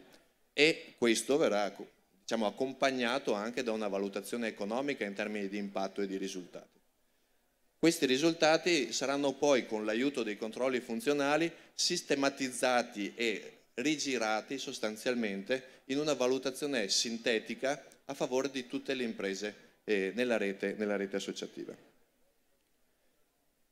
Il progetto si chiuderà con una digitalizzazione di questo tipo di informazione e con un arricchimento delle informazioni a vostra disposizione, con un dettaglio di potenzialità di miglioramento della vostra impresa, adottando specifiche strategie, con una quantificazione economica anche dei vantaggi che potrete in questo senso ottenere. Il sistema sarà accompagnato con attività di formazione, sia a favore delle imprese che anche dei tecnici che normalmente frequentano le vostre imprese, per poter quindi realizzare e rendere fattivi i risultati che riusciremo a ottenere nel progetto. Il progetto è già partito perché con la pubblicazione nel BUR di dicembre 2017 il progetto è stato finanziato e nel corso del primo anno, dei primi 18 mesi, saranno di fatto realizzate queste prime 3 fasi preparatorie, quindi già verso alla fine dell'anno e in occasione del nostro prossimo incontro, probabilmente l'anno prossimo, avremo già dei risultati da presentarvi. Con Come vi dicevo, è stata firmata l'ATI in cui di fatto è stato realizzato l'associazione temporanea di impresa che gestisce di fatto il progetto, e il primo incontro si è svolto presso l'Università di Padova nella sede di Agripolis a dicembre 2017 e le attività di animazione e divulgazione hanno già preso avvio con una prima comunicazione in occasione di Fiera Agricola a Verona il 2 di febbraio e anche in questa giornata di fatto avete occasione di acquisire informazioni in merito. Chiudo cercando di essere breve, cerco qualche segnale in merito al tempo che abbiamo a disposizione, cercando di proporvi alcuni esempi. Il progetto deve ancora partire, ma voglio comunicarvi alcuni esempi di come il trasferimento della conoscenza in termini di ricerche può avere dei risultati, delle quantificazioni a fronte di azioni che possono essere adottate presso le imprese. Quindi sono degli esempi che in qualche modo diventeranno sistemici, sistematizzati a favore delle vostre imprese e dettagliati, cioè quindi disegnati di fatto sul vostro profilo aziendale. Dal punto di vista della sostenibilità ambientale ci sono delle numerose evidenze sul fatto che la gestione della stalla possa portare ad un'importante riduzione dell'impatto ambientale, in modo particolare su uno dei parametri, i parametri più importanti di cui si discute in questi anni sono sicuramente le emissioni in gas serra, quindi l'impatto sul cambiamento climatico, e dall'altra parte per esempio anche le escrezioni in azoto e quindi il potenziale rischio di inquinamento di suolo e acque con eccesso di azoto. L'azione per esempio sulla durata, sulla lunghezza della lattazione ha potenzialmente degli effetti piuttosto importanti nella riduzione delle emissioni in gas serra, come pure una serie di azioni legate alla gestione dell'efficienza riproduttiva dell'animale può portare significative riduzioni nell'impatto ambientale. Qui avete alcuni elementi rispetto a livelli di miglioramento dei parametri che possono, a parità di latte prodotto, produrre una riduzione delle emissioni anche superiori al 10%. In chiave anche di miglioramento genetico, la capacità di misurare e di valutare quello che è l'effettiva ingestione dell'animale permette sia di qualificare l'effettivo consumo e quindi migliorare la potenzialità produttiva, ma anche allo stesso tempo aumentare l'efficienza e ridurre di conseguenza l'impatto ambientale. Per quanto riguarda per esempio gli aspetti relativi al benessere animale, gli studi che verranno fatti all'interno del progetto permetteranno di valutare l'effetto delle diverse tipologie di interventi prima e dopo la loro adozione.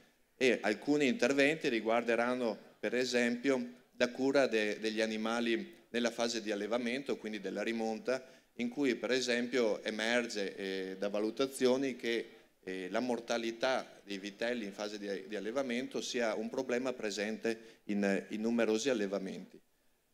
Una perdita nella fase di allevamento, paradossalmente, anche se non ha un immediato riverbero sulla produzione del latte, ha un importante impatto sia per i costi che vengono sostenuti a carico di questi vitelli che poi vengono persi, sia anche sulla gestione sanitaria dell'allevamento, in quanto la necessità di introdurre manze acquistate sul mercato all'interno dell'allevamento introduce elementi di rischio sanitario importanti.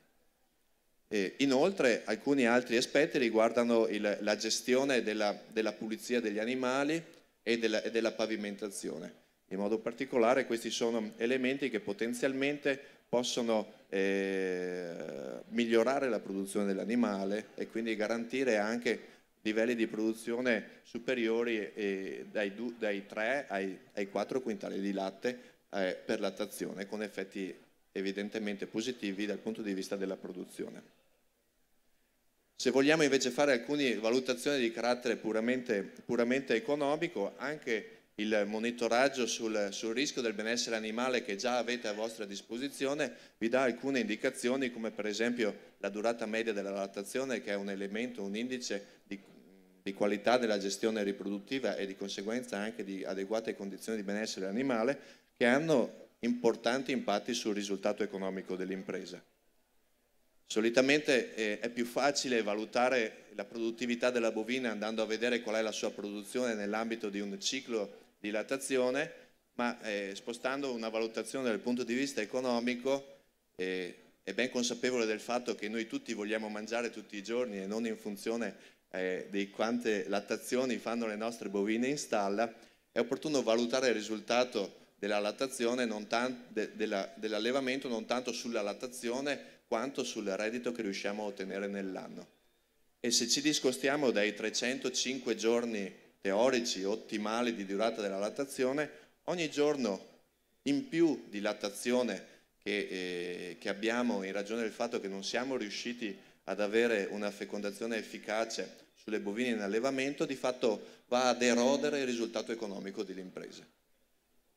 Qui avete, non è molto visibile ma ve lo commento, qui avete per esempio una scheda di un sintetico individuale di un allevamento in cui la durata media in lattazione in questo caso è di 176 giorni e di 24 giorni distante dal target, quindi tutto sommato un buon risultato.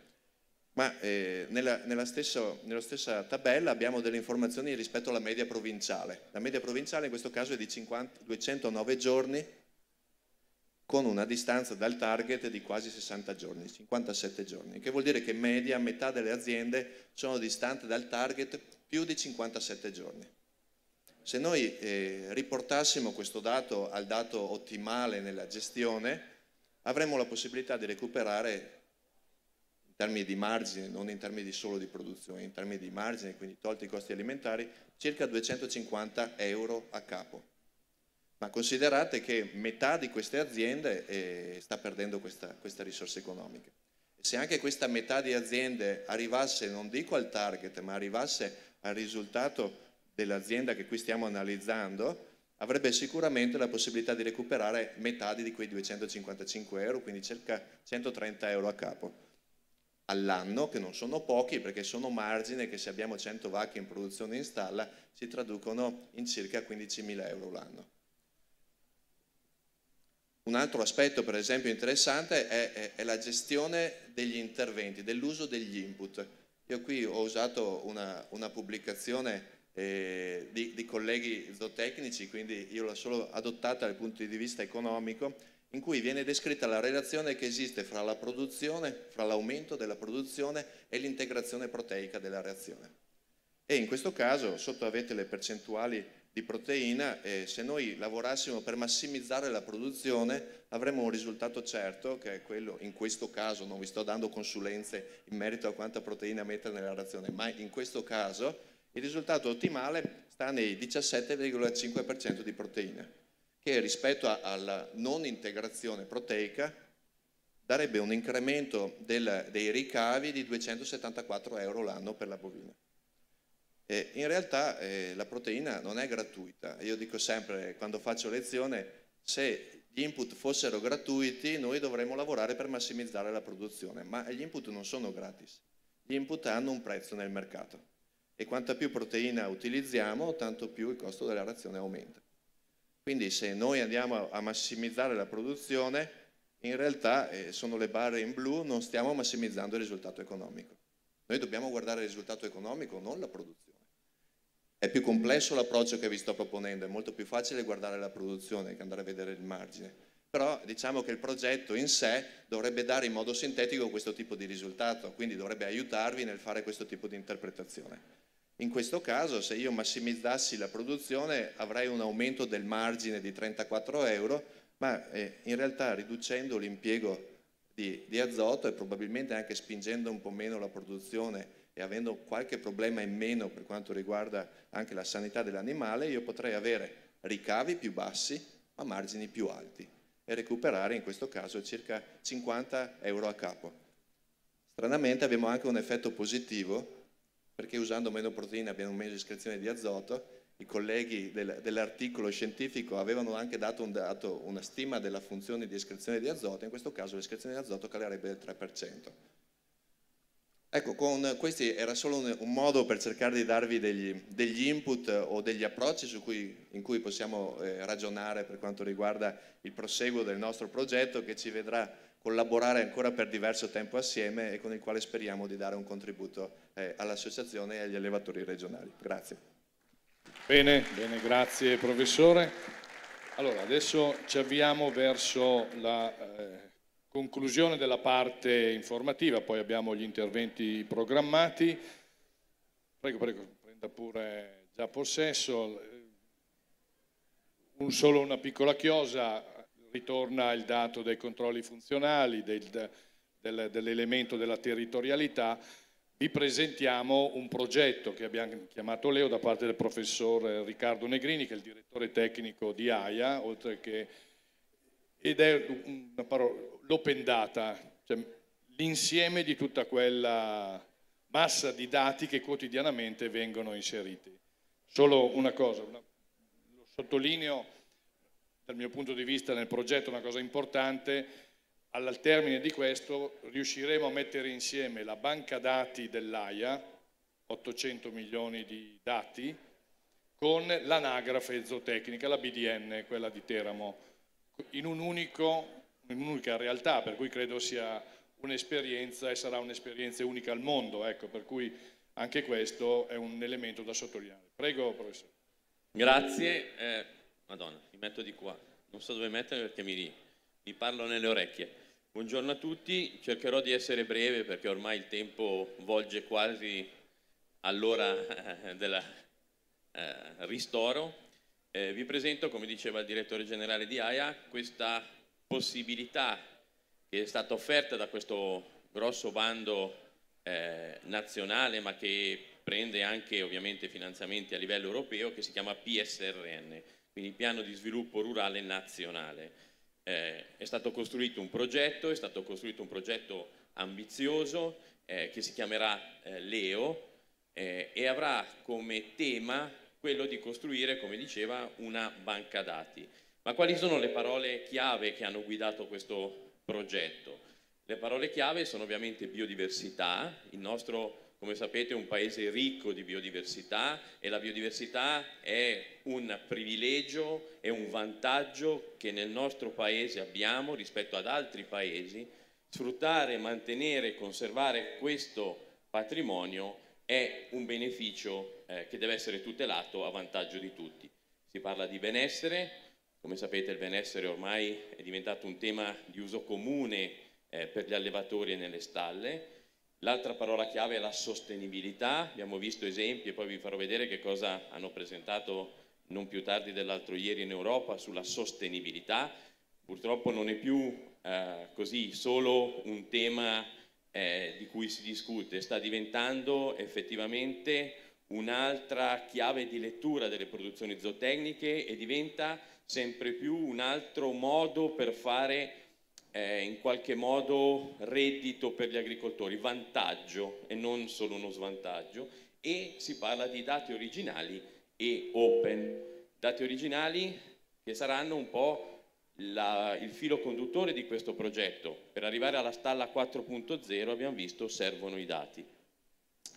Il progetto ovviamente ha una sua complessità, ma in realtà segue una sua logica. Raccoglieremo dei dati che arrivano anche da fonti molto diverse, molto così, sembrano un po' distanti dal mondo che noi siamo così abituati a vedere.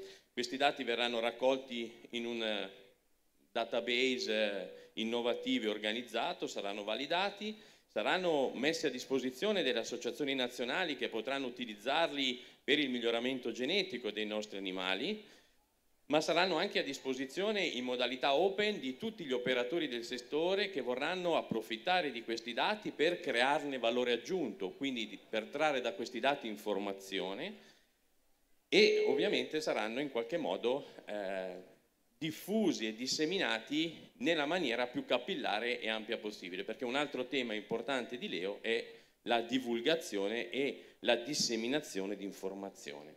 Il partenariato è un progetto quindi che comporta, come immaginate, una serie di attori. Il partenariato che è stato composto è un partenariato assolutamente importante. Il progetto ancora non ha ricevuto non ha ancora superato tutti gli step di valutazione, ma confidiamo che insomma possa andare a buon fine. Come dicevo, il partenariato è un partenariato importante che per la prima volta cerca di riunire le tre anime: l'anima degli allevatori, quindi l'associazione allevatori che fa un po' da capofila e che detta un po' le linee guida su cui operare.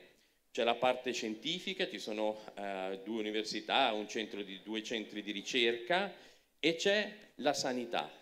Per la prima volta si cerca di mettere effettivamente insieme tutti i potenziali attori per fare alla zootecnia nazionale a questo punto un salto di qualità effettiva. Che cosa faremo?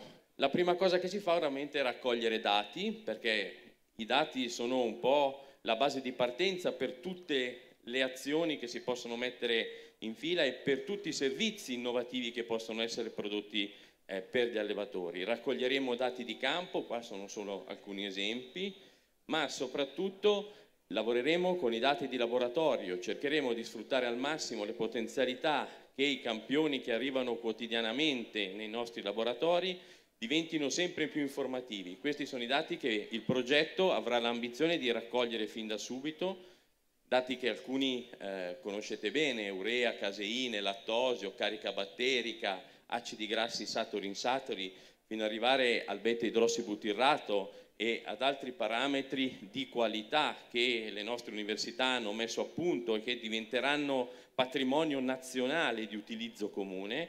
Ma non solo, andremo a raccogliere dati anche innovativi. Avete visto un progetto pilota che sta partendo nella vostra regione, in Veneto. Una volta terminato il progetto pilota, questi dati cercheremo di estenderli a livello nazionale, quindi cellule somatiche differenziali, omega 3 per dare un valore nutraceutico al latte, acidi grassi, emissioni di metano, che sono un po' uno dei parametri su cui vengono valutate l'impatto ambientale del latte, aflatossine, acetone, minerali, acidità tipo tolabile. Tutto quello che si può fare verrà fatto a beneficio di raccogliere dati che poi verranno tradotti in informazione utile per il vostro lavoro quotidiano.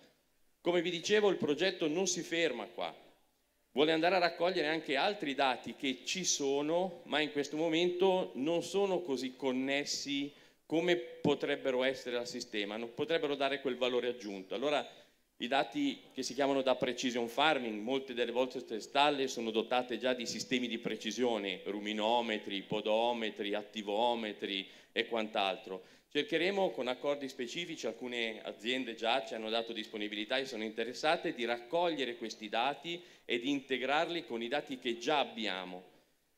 Dati sanitari, la presenza nel progetto del Ministero della Sanità sotto forma di 2 istituti zooprofilattici, rappresentanti di tutti gli istituti zooprofilattici, garantirà l'acquisizione di dati sanitari. Abbiamo con noi la Banca Nazionale di Teramo, che metterà poi a disposizione anche tutta la Banca Nazionale Anagrafica Zootecnica Nazionale, ma abbiamo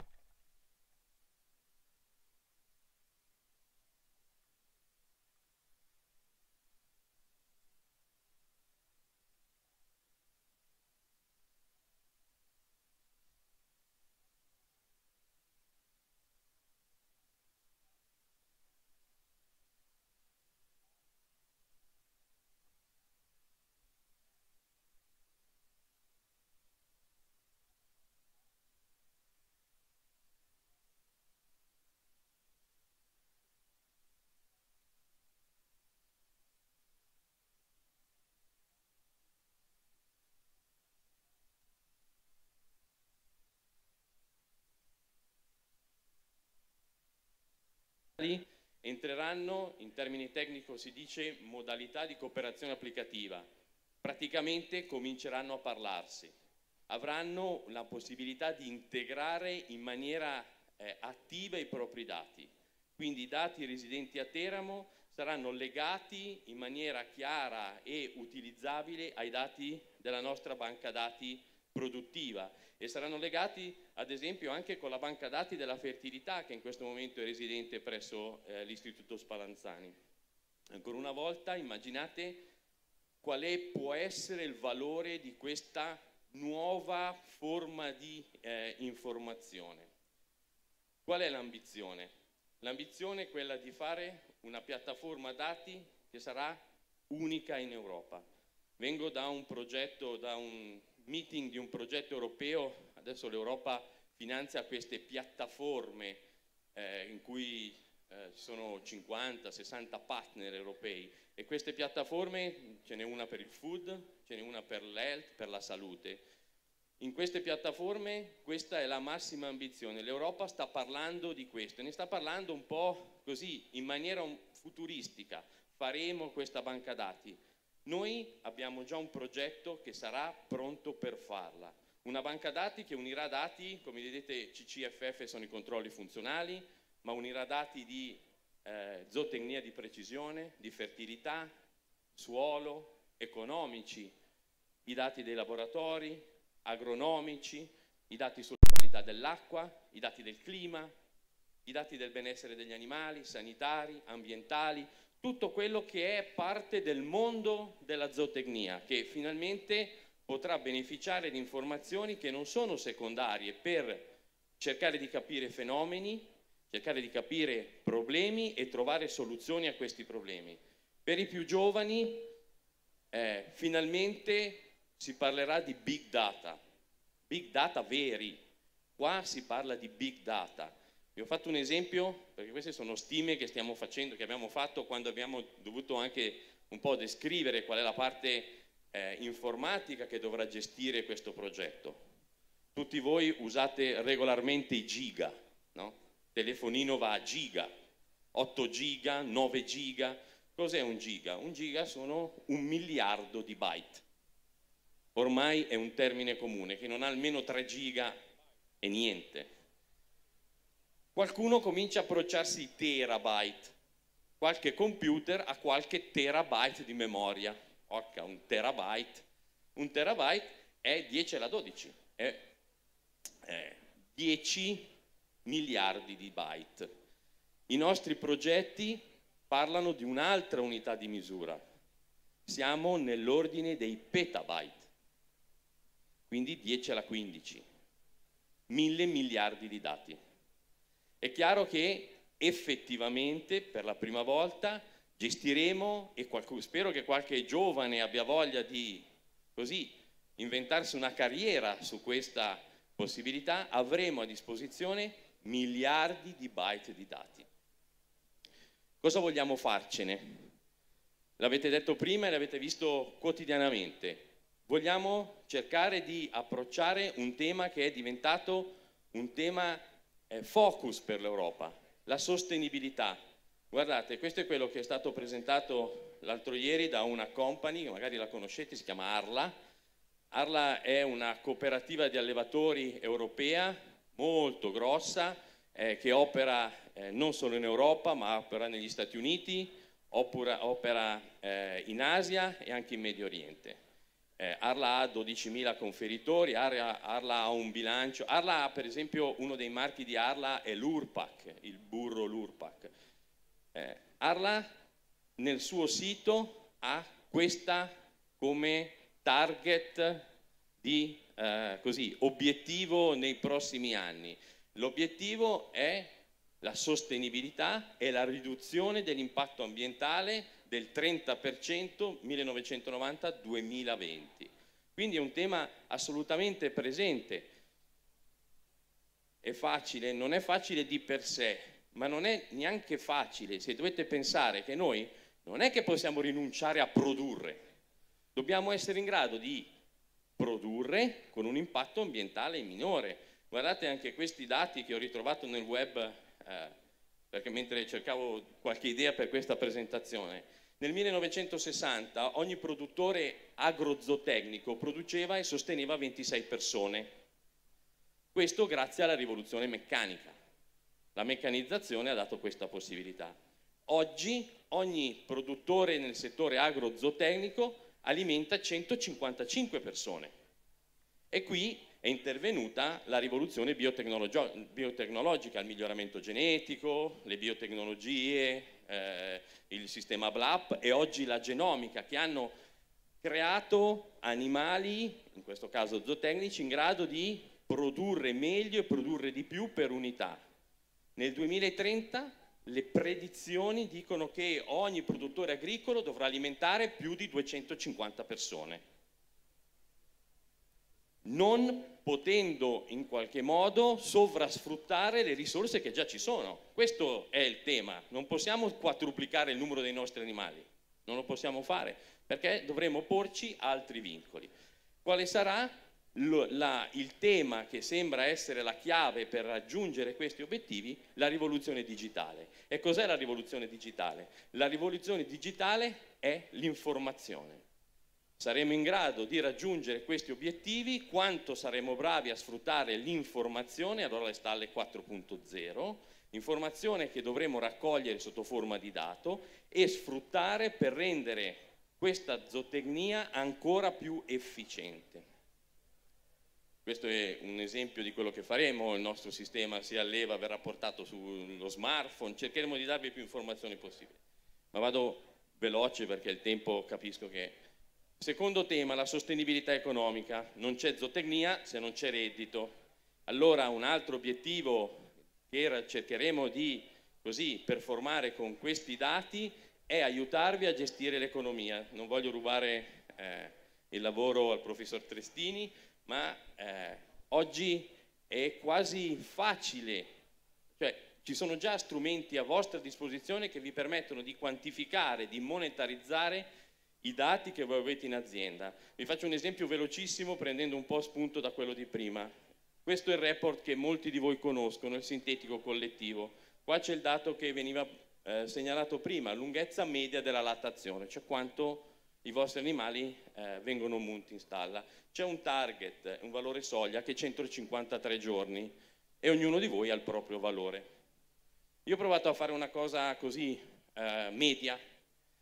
Se prendete mediamente il Veneto munge mediamente, questa è la curva di lattazione, a 176 giorni, quindi la lunghezza media delle lattazioni è 176 giorni, ma il target ottimale è 152 giorni.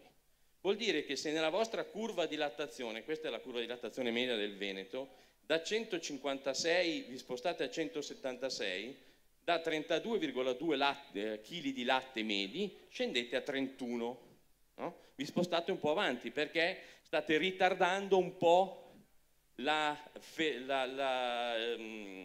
parto, no? Quindi allungate un po' la vostra lattazione. Sembrano numeri piccoli, virgole.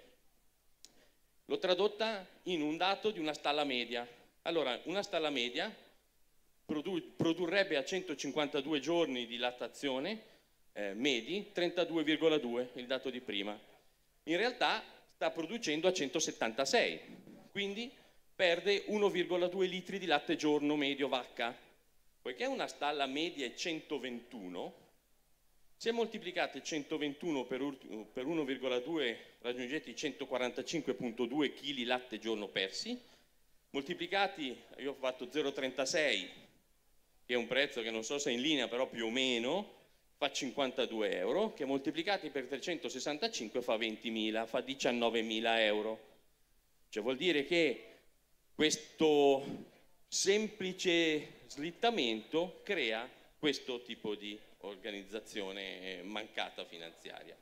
Ma abbiamo un altro obiettivo fondamentale. Forse saremo i primi in Europa che realizzeranno quello che l'Europa sta ponendo come obiettivo target del prossimo futuro, quello che si chiama One Health, cioè salute unica.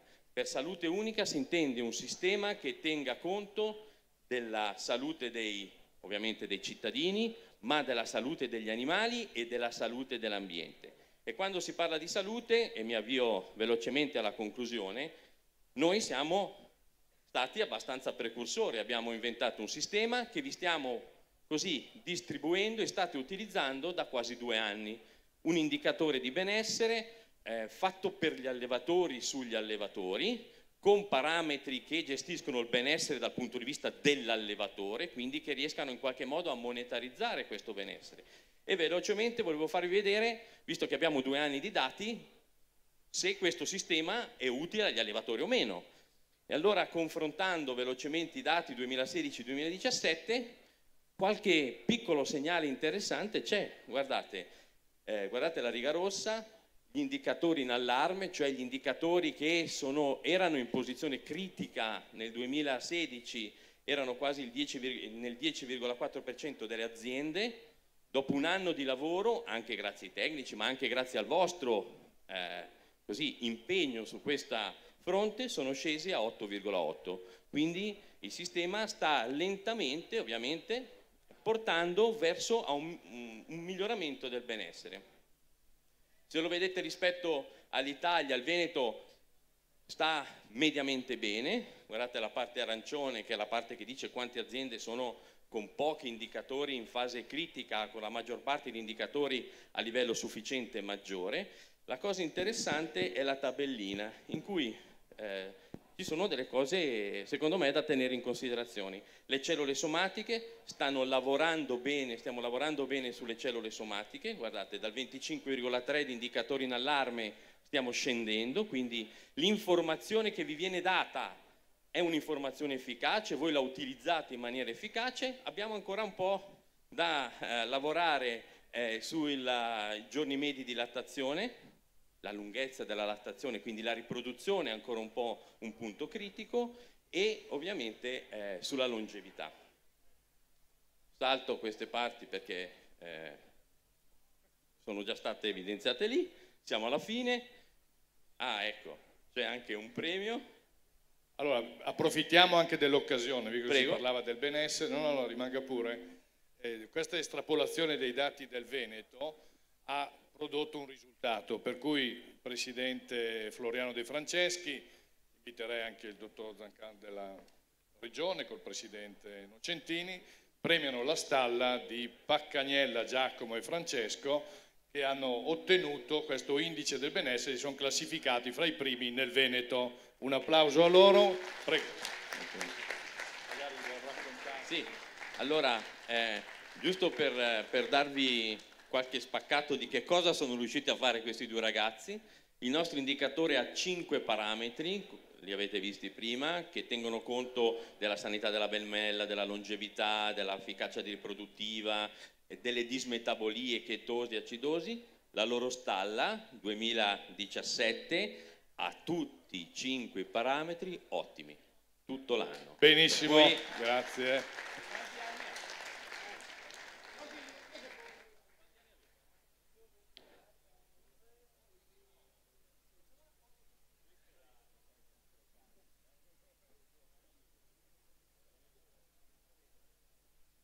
Siamo pronti per complicargli la vita, perché l'anno prossimo i parametri saranno 6. Ne mettiamo uno a caso solo per voi. Allevatori di razza rendena.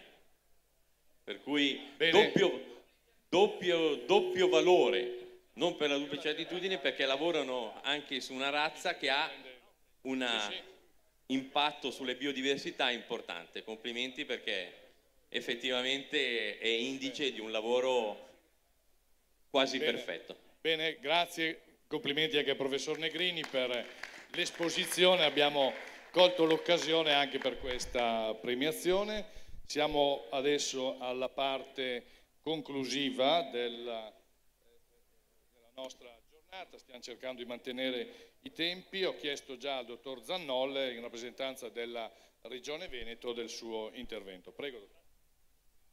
Grazie a tutti, buongiorno a tutti. Allora, i saluti dell'assessore li ha già portati il Presidente all'inizio, per cui io passo subito a quello che mi viene da dire. Abbiamo sentito moltissime cose, direi che è stato detto tutto, però se devo fare un filo conduttore, mi vengono in mente queste parole. Mi vengono in mente sistema, conoscenza, consulenza e diffusione. Sistema.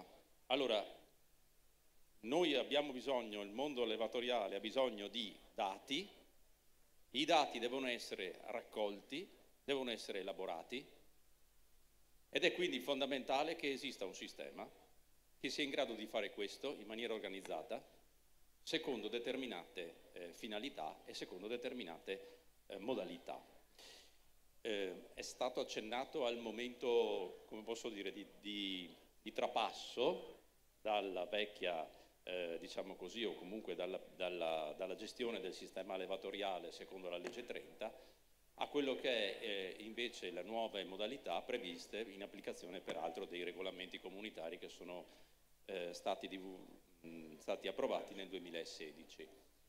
È stato un passaggio abbastanza delicato, dove le amministrazioni regionali sono intervenute e comunque si è trovata una definizione attraverso il decreto legislativo, lo schema di decreto legislativo che è stato approvato in conferenza Stato-Regioni giusto questa settimana e che va diciamo in un certo senso a definire in maniera un pochino più chiara anche quelle che sono le funzioni che riguardano la raccolta del dato e quindi evidentemente anche tutte quelle che sono le attività connesse al miglioramento genetico e quelle che sono invece le funzioni legate all'utilizzo del dato, che da una parte è funzionale ovviamente al miglioramento genetico, ma dall'altro è funzionale alla consulenza, che è fondamentale per migliorare in termini immediati quelli che sono evidentemente i risultati degli allevatori. Qui è stato anche, si è voluto come amministrazioni regionali definire in maniera chiara anche quelli che dovranno essere i sistemi per il finanziamento di queste attività, facendo riferimento al fatto che il sistema consulenziale è diciamo così, un cardine fondamentale di quello che è lo sviluppo rurale e quindi lo sviluppo rurale applicato all'interno di ciascuna amministrazione regionale. Quindi, ad esempio, l'amministrazione regionale il Veneto sta predisponendo le modifiche necessarie al programma di sviluppo rurale per poter applicare già dal 2018 il sistema della consulenza, come stanno facendo anche le altre regioni. E nell'ambito di queste modifiche, poi dell'applicazione di questo sistema, dovrà sicuramente rientrare e essere considerato anche il sistema consulenziale collegato alla zootecnia, che ovviamente ha delle sue caratteristiche e delle sue specificità. Abbiamo sentito parlare anche di banche dati e qui le amministrazioni regionali hanno voluto inserire nel decreto legislativo una questione fondamentale, cioè la necessità che i dati che vengono raccolti siano inseriti ovviamente, come era già stato previsto a livello di schema, dentro e diventano parte della banca dati, già dell'esistente banca dati nazionale, per creare la banca dati unica della zootecnia. Però questi dati devono essere messi a disposizione necessariamente del sistema consulenziale aziendale e garantire l'interoperabilità con altre banche dati. Questo perché bisogna che chi entra nel sistema consulenziale deve avere la disponibilità di tutte quelle che sono le informazioni che poi servono per essere tradotte a vantaggio dell'agricoltore. Abbiamo sentito parlare di miglioramento genetico, abbiamo sentito parlare delle attività che sono relegate a questo tipo di azioni. Qui io non posso dire niente altro perché ovviamente chi ha parlato prima di me è stato chiarissimo.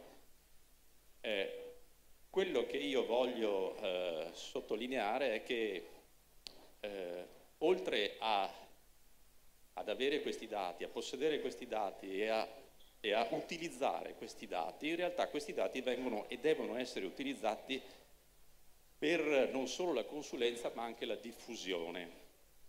La diffusione significa diffusione sia nei confronti degli allevatori, okay? Perché gli allevatori devono comprendere che quello che viene raccolto e le modalità con cui viene utilizzato servono a loro.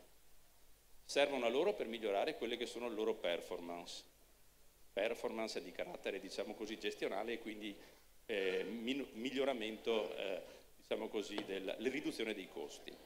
Ma quello che è fondamentale è che la diffusione diciamo, di questo nuovo sistema, o comunque diciamo così, di quanto il sistema allevatoriale sta facendo per raggiungere un miglioramento delle sue capacità produttive, ma soprattutto delle sue sostenibilità, deve essere fatto, la diffusione deve essere fatta assolutamente nei confronti dei consumatori, perché alla fine noi possiamo essere i più bravi a produrre e a ridurre i costi, ma se poi quelli che stanno fuori non riescono a capire il valore di quello che noi produciamo, non ci pagano per quanto facciamo.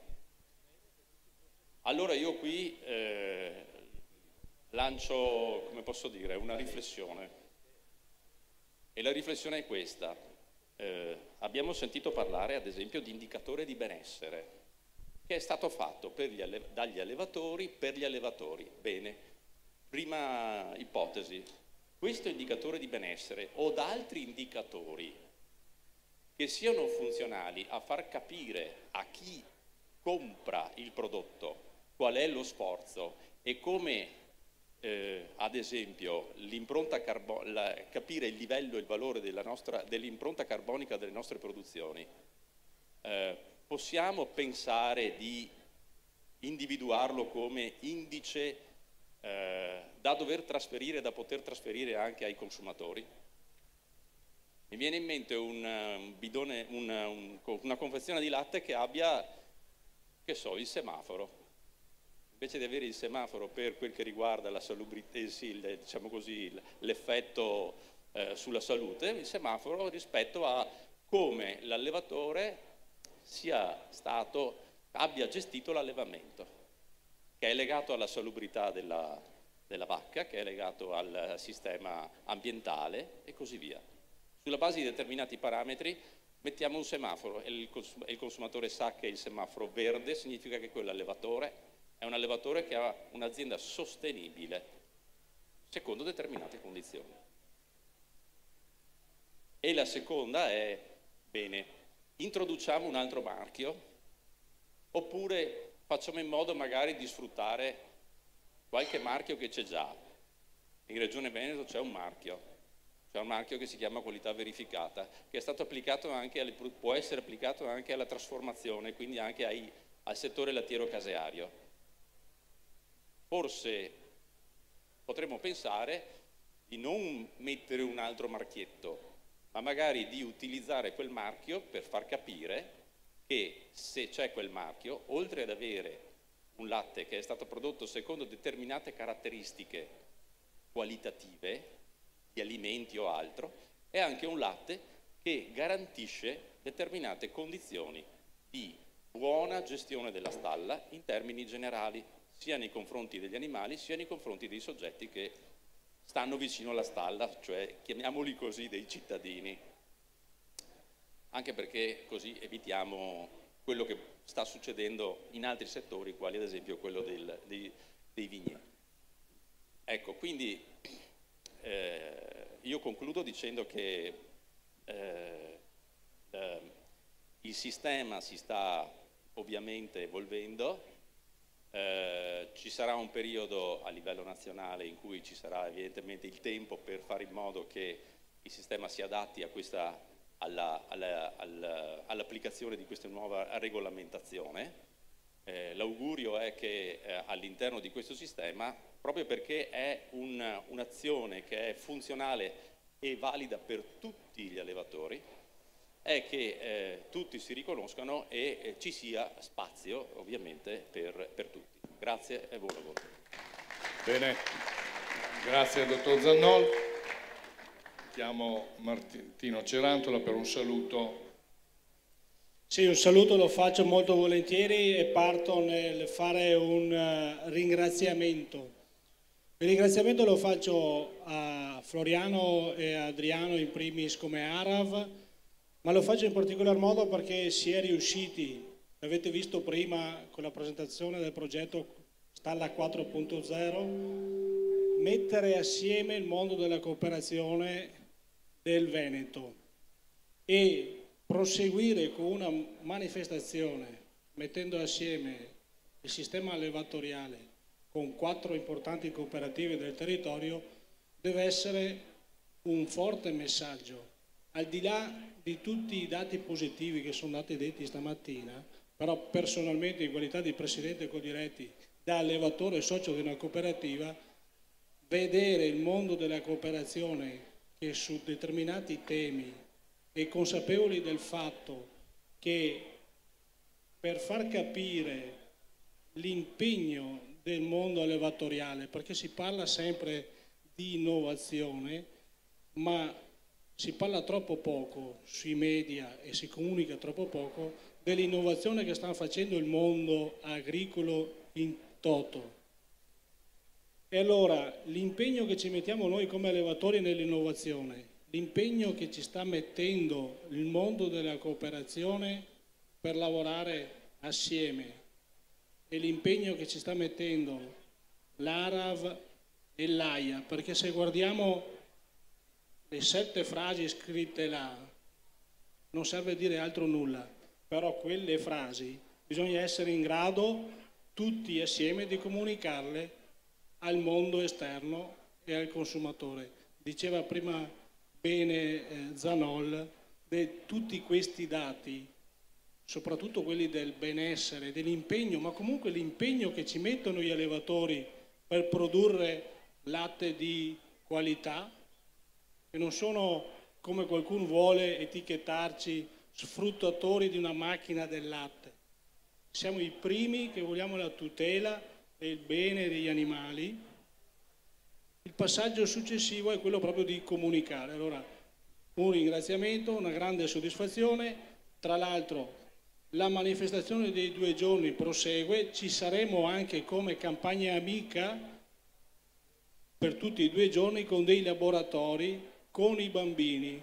Lanceremo il progetto Detective del latte perché riteniamo che effettivamente si parte dai bambini per far passare il messaggio anche ai genitori effettivamente dell'impegno, del lavoro, della qualità e della sanità del prodotto. Per cui un saluto e un ringraziamento e proseguiamo con questo cammino. Grazie. Grazie Presidente. Credo che a questo punto al Presidente Roberto Nocentini, Presidente dell'Associazione Italiana Allevatori, il compito di condurci, no, è già acceso, al termine di questa giornata. Prego. Sì, grazie Direttore, grazie a tutti, grazie agli allevatori, ma grazie soprattutto al Presidente, al Direttore e a tutti gli organizzatori di questa meravigliosa manifestazione. Io sono orgoglioso, contento, perché questo tipo di manifestazione che porta proprio l'obiettivo alla comunicazione è un po' del progetto del nuovo sistema allevatori. Noi arriviamo da un'epoca comunque meravigliosa, 70 anni di associazionismo, associazione allevatori, che comunque siamo i primi nel mondo, ma abbiamo capito che bisogna cambiare. Allora siamo partiti ancora un anno fa da Montechiari a fare comunicazione, nelle occasioni fieristiche a fare comunicazione, ma nel 2018 abbiamo già fatto 2 importanti due importanti confronti e siamo partiti dall'inaugurazione di Maccarese, che è il laboratorio Standard Latte, che comunque si parla, è tutta la mattina appunto che si parla di dati, e quello è il riferimento per uniformare tutti i laboratori a livello nazionale e anche punto di formazione, quindi questo è un punto importante. Ma a Verona abbiamo presentato il grande progetto di innovazione del nuovo sistema allevatori, e questo credo che sia importante, perché quei punti che non voglio stamattina ripetere, è un'ora ormai tarda, ma i punti cruciali del benessere, di tutti i parametri che abbiamo parlato, ma questo milione di dati che va elaborato. Certo, si fa e lo vogliamo fare per migliorare, bisogna cercare da una parte migliorare la stalla e lo slogan che il nostro professor Riccardo Negrini ha detto prima, salute unica, e credo che sia lo slogan per il futuro, sia per diciamo, i produttori, per i consumatori e per l'ambiente. Allora bisogna partire proprio da qui, un grande messaggio agli allevatori per prevenire, perché quando si parla di farmaci non si può curare ma bisogna prevenire, quindi vuol dire benessere animale, vuol dire produrre meglio, e quindi stamattina è stato veramente sottolineato, e ringrazio davvero tutti i relatori perché sono stati molto in gamba, e quindi hanno anche detto bere latte o mangiare formaggio non fa male, fa bene, purché sia latte sano, latte buono e allevato con certe caratteristiche. Noi la nostra forza è la distintività, signori miei. A livello nazionale di questo bisogna parlare. Allora noi bisogna distinguersi con le nostre bellissime razze, e qui ringrazio davvero perché abbiamo anche la biodiversità, ho potuto vedere stamattina tutte le nostre razze del territorio del Veneto, la biodiversità, questo è un grande nostro valore, ma bisogna prendere sempre più esempio della distintività, della tipicità, e allora lì bisogna riuscire a certificare tutta la filiera, a partire dalla stalla alla trasformazione, per dare quell'informazione giusta al consumatore, perché abbiamo, sì è vero, due tipi di consumatori e due tipi di allevatori. Abbiamo anche degli allevatori che non hanno le vacche iscritte, hanno le vacche che secondo me da allevatore non hanno il certificato genealogico, è come avere una vettura senza libretto di circolazione. Questo è. Abbiamo anche dei consumatori che non gliene frega niente, prendono ancora il prodotto a offerta nel supermercato, ma per fortuna abbiamo sempre di più consumatori che vogliono leggere. Allora noi bisogna tutti insieme cercare di accontentare quella base di consumatori che hanno esigenza. Soltanto in questo modo, nella nostra, nostro grande lavoro che facciamo, si può sostenere le nostre aziende, perché bisogna dare un valore aggiunto. Se il latte è buono, se la carne è buona, va pagata per quello che vale. E io credo che in questi 2 giorni sia veramente un'occasione importante, e lo vorrei proporre come Presidente del Sistema Allevatori a tutte le regioni, sia un modello, Floriano, per tutti. E allora mi viene in mente, come hai fatto te con quella bella azienda di 2 giovani che mi ha commosso, perché abbiamo dato un premio perché sono stati i migliori. Allora io da Presidente dico a tutti i Presidenti delle regioni: facciamo queste iniziative belle e poi alla fine ci sarà anche un premio. Ora ve la butto lì, vi stimolerò un po', perché secondo me questo è il futuro, la comunicazione. La comunicazione va fatta, bisogna raccontare quello che facciamo, perché basta dire la verità, le passioni, le emozioni che c'è noi allevatori probabilmente non viene percepito dal consumatore, quindi noi bisogna metterci la faccia sempre di più e cercare di creare queste opportunità. Io vi ringrazio tutti e non so, buon appetito, rendo la parola al direttore che ringrazio. Grazie a te Presidente anche per il suggerimento. Abbiamo concluso, mi permetto di rubarvi un minuto solo. Abbiamo vissuto da ieri una bellissima esperienza, questa passione veneta che avete trasmesso, in cui avete creduto, per cui vi chiedo un applauso grande al Presidente De Franceschi, ad Adriano Toffoli e a tutti i collaboratori dell'Ara Veneto che si sono improvvisati da camerieri, microfonisti, guardarobieri, oltre che presidiare una fiera molto bella e molto ricca, per cui ci ringraziamo a vicenda, grazie per averci coinvolto in questa vostra esperienza. La parola ad Adriano che ci accompagna al buffet. So che c'erano delle richieste, ho avuto delle richieste di intervento, purtroppo dobbiamo chiudere 2 minuti perché abbiamo gente che sta entrando. Grazie. Bene, Da tenere presente che domani abbiamo anche la mostra regionale di bovini, che è un momento molto sentito dagli allevatori del Veneto. Allora io volevo ricordare un passaggio. Allora, con le cooperative Latterie Vicentine, Latte Busche, Latteria Soligo, abbiamo messo in piedi la Stalla 4.0 che prima abbiamo parlato. Con la latteria Casificio Sociale Barbarano, assieme alle altre tre, abbiamo messo in piedi questo evento e abbiamo anche, grazie sempre al PSR della Regione Veneto, messo in piedi assieme a 5 piccole latterie di montagna, della nostra montagna, che ci hanno chiesto se potevano portare il loro formaggio per il buffet. Noi gli abbiamo detto molto volentieri. Sono 5 piccole latterie che partecipano a un progetto che si chiama Fitoché e ha l'obiettivo, diciamo, visto che sono piccole latterie, di fare dei formaggi particolari e che in questa maniera loro contano molto di salvaguardare i prati da un lato con delle essenze particolari e dall'altro di fare dei formaggi che gli permettono di poter rimanere dove sono. Con questo vi invito tutti al buffet che adesso lo allestiranno, abbiamo già dato il via per l'allestimento e do la parola al Presidente Floriano Del Franceschi. Non devo dire niente, solo nell'augurarvi, bravo Direttore, e che qui va un sentito ringraziamento, ma davvero di cuore, a lui e a tutto lo staff nostro dell'Associazione Allevatori, espressione di tutto il nostro Consiglio, perché veramente hanno fatto un ottimo lavoro in questi giorni.